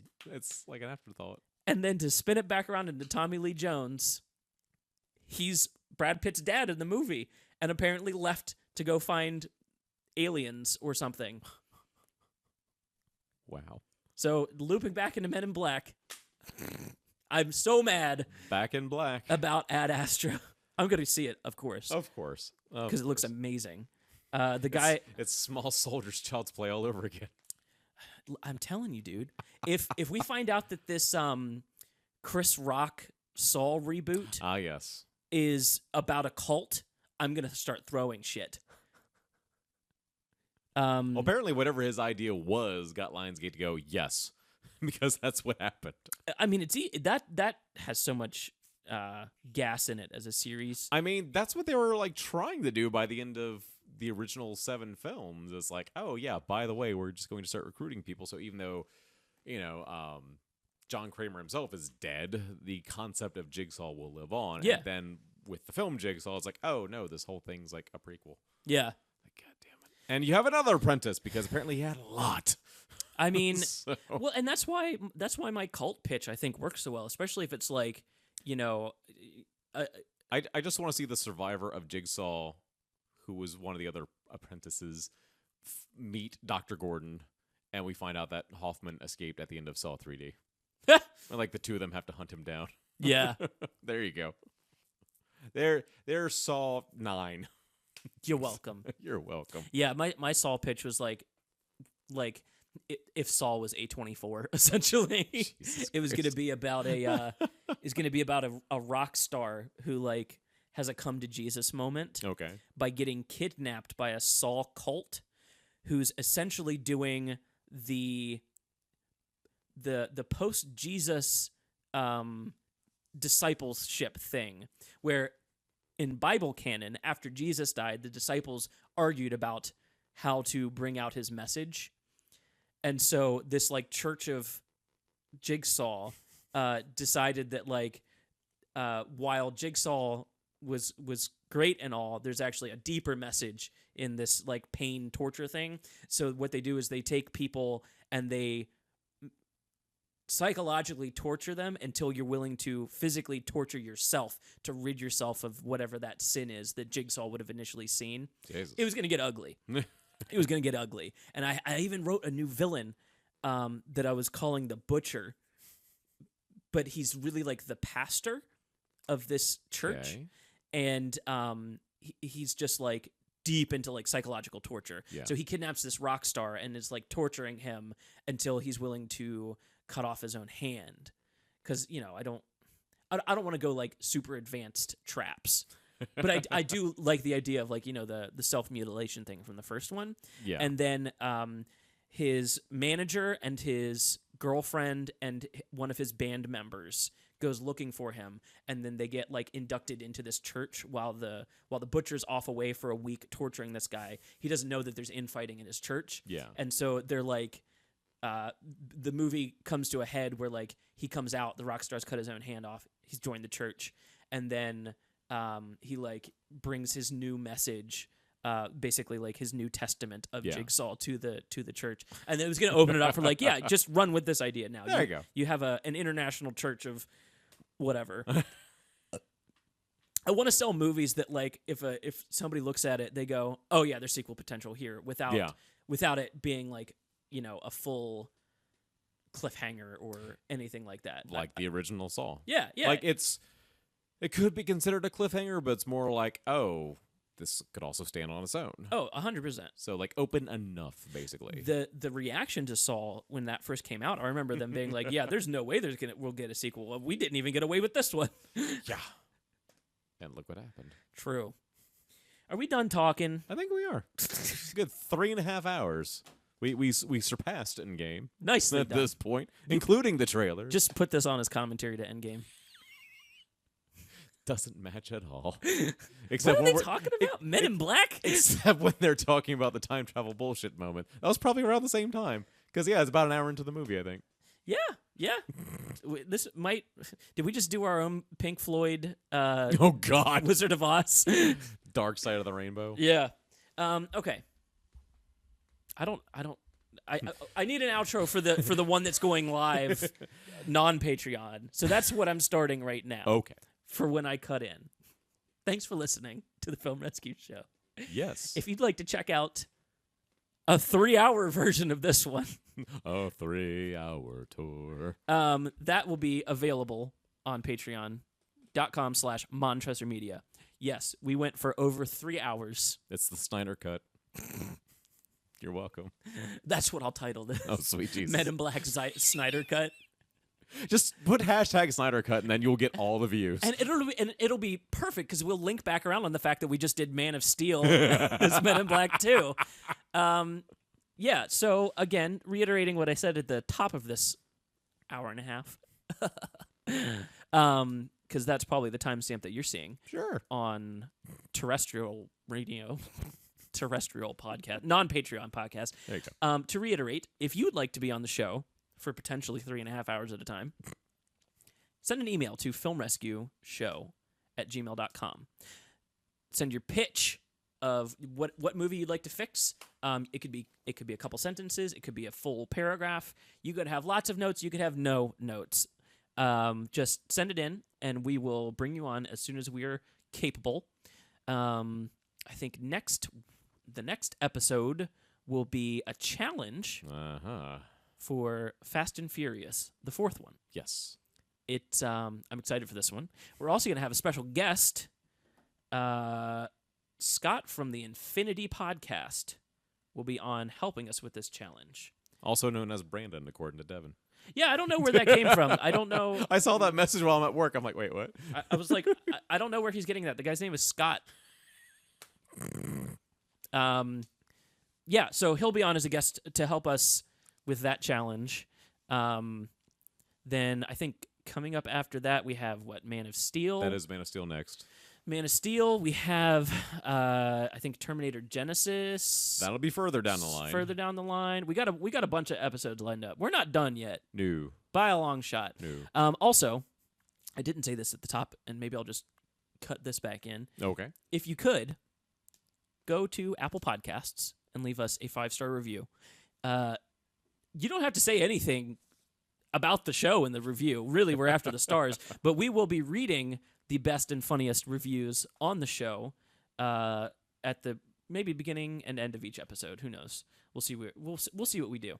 One of our more recent ones was this group of good boyos Yes. take the time, along with some great guests, to talk about those movies we wish were better and do it. We are good boyos. I agree.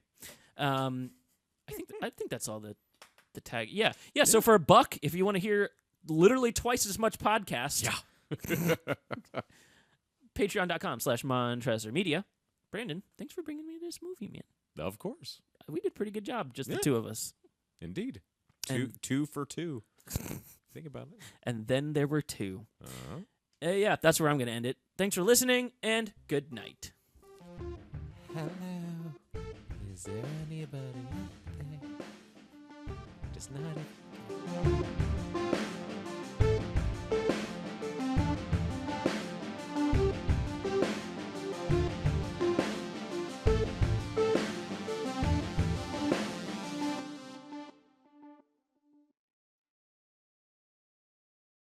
By the way, did you watch the new Best of the Worst? No. The return of Macaulay Culkin. Oh, yeah. Yes. Well, no, I didn't see the best of the worst. I saw the review. Oh yeah. I was thrown off. It's like, all right, so was this just like leftover footage that they were like sitting on? But no, apparently he came back. I think he just So- loves those guys. Well, it's funny because like aside from that, he's been cropping up elsewhere too. Like I saw him on Angry Video Game Nerd reviewing the Home Alone games. So it was around the same time as his first appearance on Red Letter Media too. So it's like, oh, he's just going around promoting what was it called, like bunnyears.com or something like that. Oh yeah. His podcast. Something thing. like that, yeah. Like, it's like if you go to the website, it's like, wow, this is just kind of a hodgepodge of randomness. But hey, if he's having fun, why not? He's in a Seth Green movie. I could see that. And like the movie looks uniquely bad for Seth Green. Like you think it might have been intentional, or yeah, that's okay. So the trailer, if you see a 3-minute trailer for a relationship drama movie, you're getting the whole movie. yeah, I was in about the to say, trailer. like if you're going past 2.5 minutes, there's a problem nowadays. So it's about a guy that like gets dumped but goes on his honeymoon anyways. Wasn't that like the second episode of Friends? Yeah, and it's got the guy that does the other voices on Robot Chicken. I know who you're talking about, but the name is eluding me at the Yeah. moment. As soon as I right see it, I there. will Yeah, like I freak- see his face, but I can't Oh yeah, place the name. super Shit. recognizable face. So it's got him as the lead, and then like Macaulay Culkin in I think Thailand or something like that. Like Sure. it looks like it looks like you could have made this movie with all the B-roll from The Hangover Part 3. It looks uniquely bad Oh my for someone who's God. usually like at least pretty good. So I don't know, maybe the writing's really good, maybe it's got like a weird twist thing where it's like it looks like a date movie but it's not. Well, I'm also trying to remember last time that a trailer, like a movie, was far better than the trailer. I feel like most times nowadays it's the opposite, like strongly the opposite. If Hobbs and Shaw is half as good as the trailer, I will have got what I paid for. Got The Rock between a truck and a helicopter. Doing the Captain America. Yeah, in a rock place. I found the track for like that they made the track specifically for the trailer, and just like the low brass. Bum, bum, bum, bum, bum, bum, bum. I don't know. It's something primal that turns on in me when I hear it.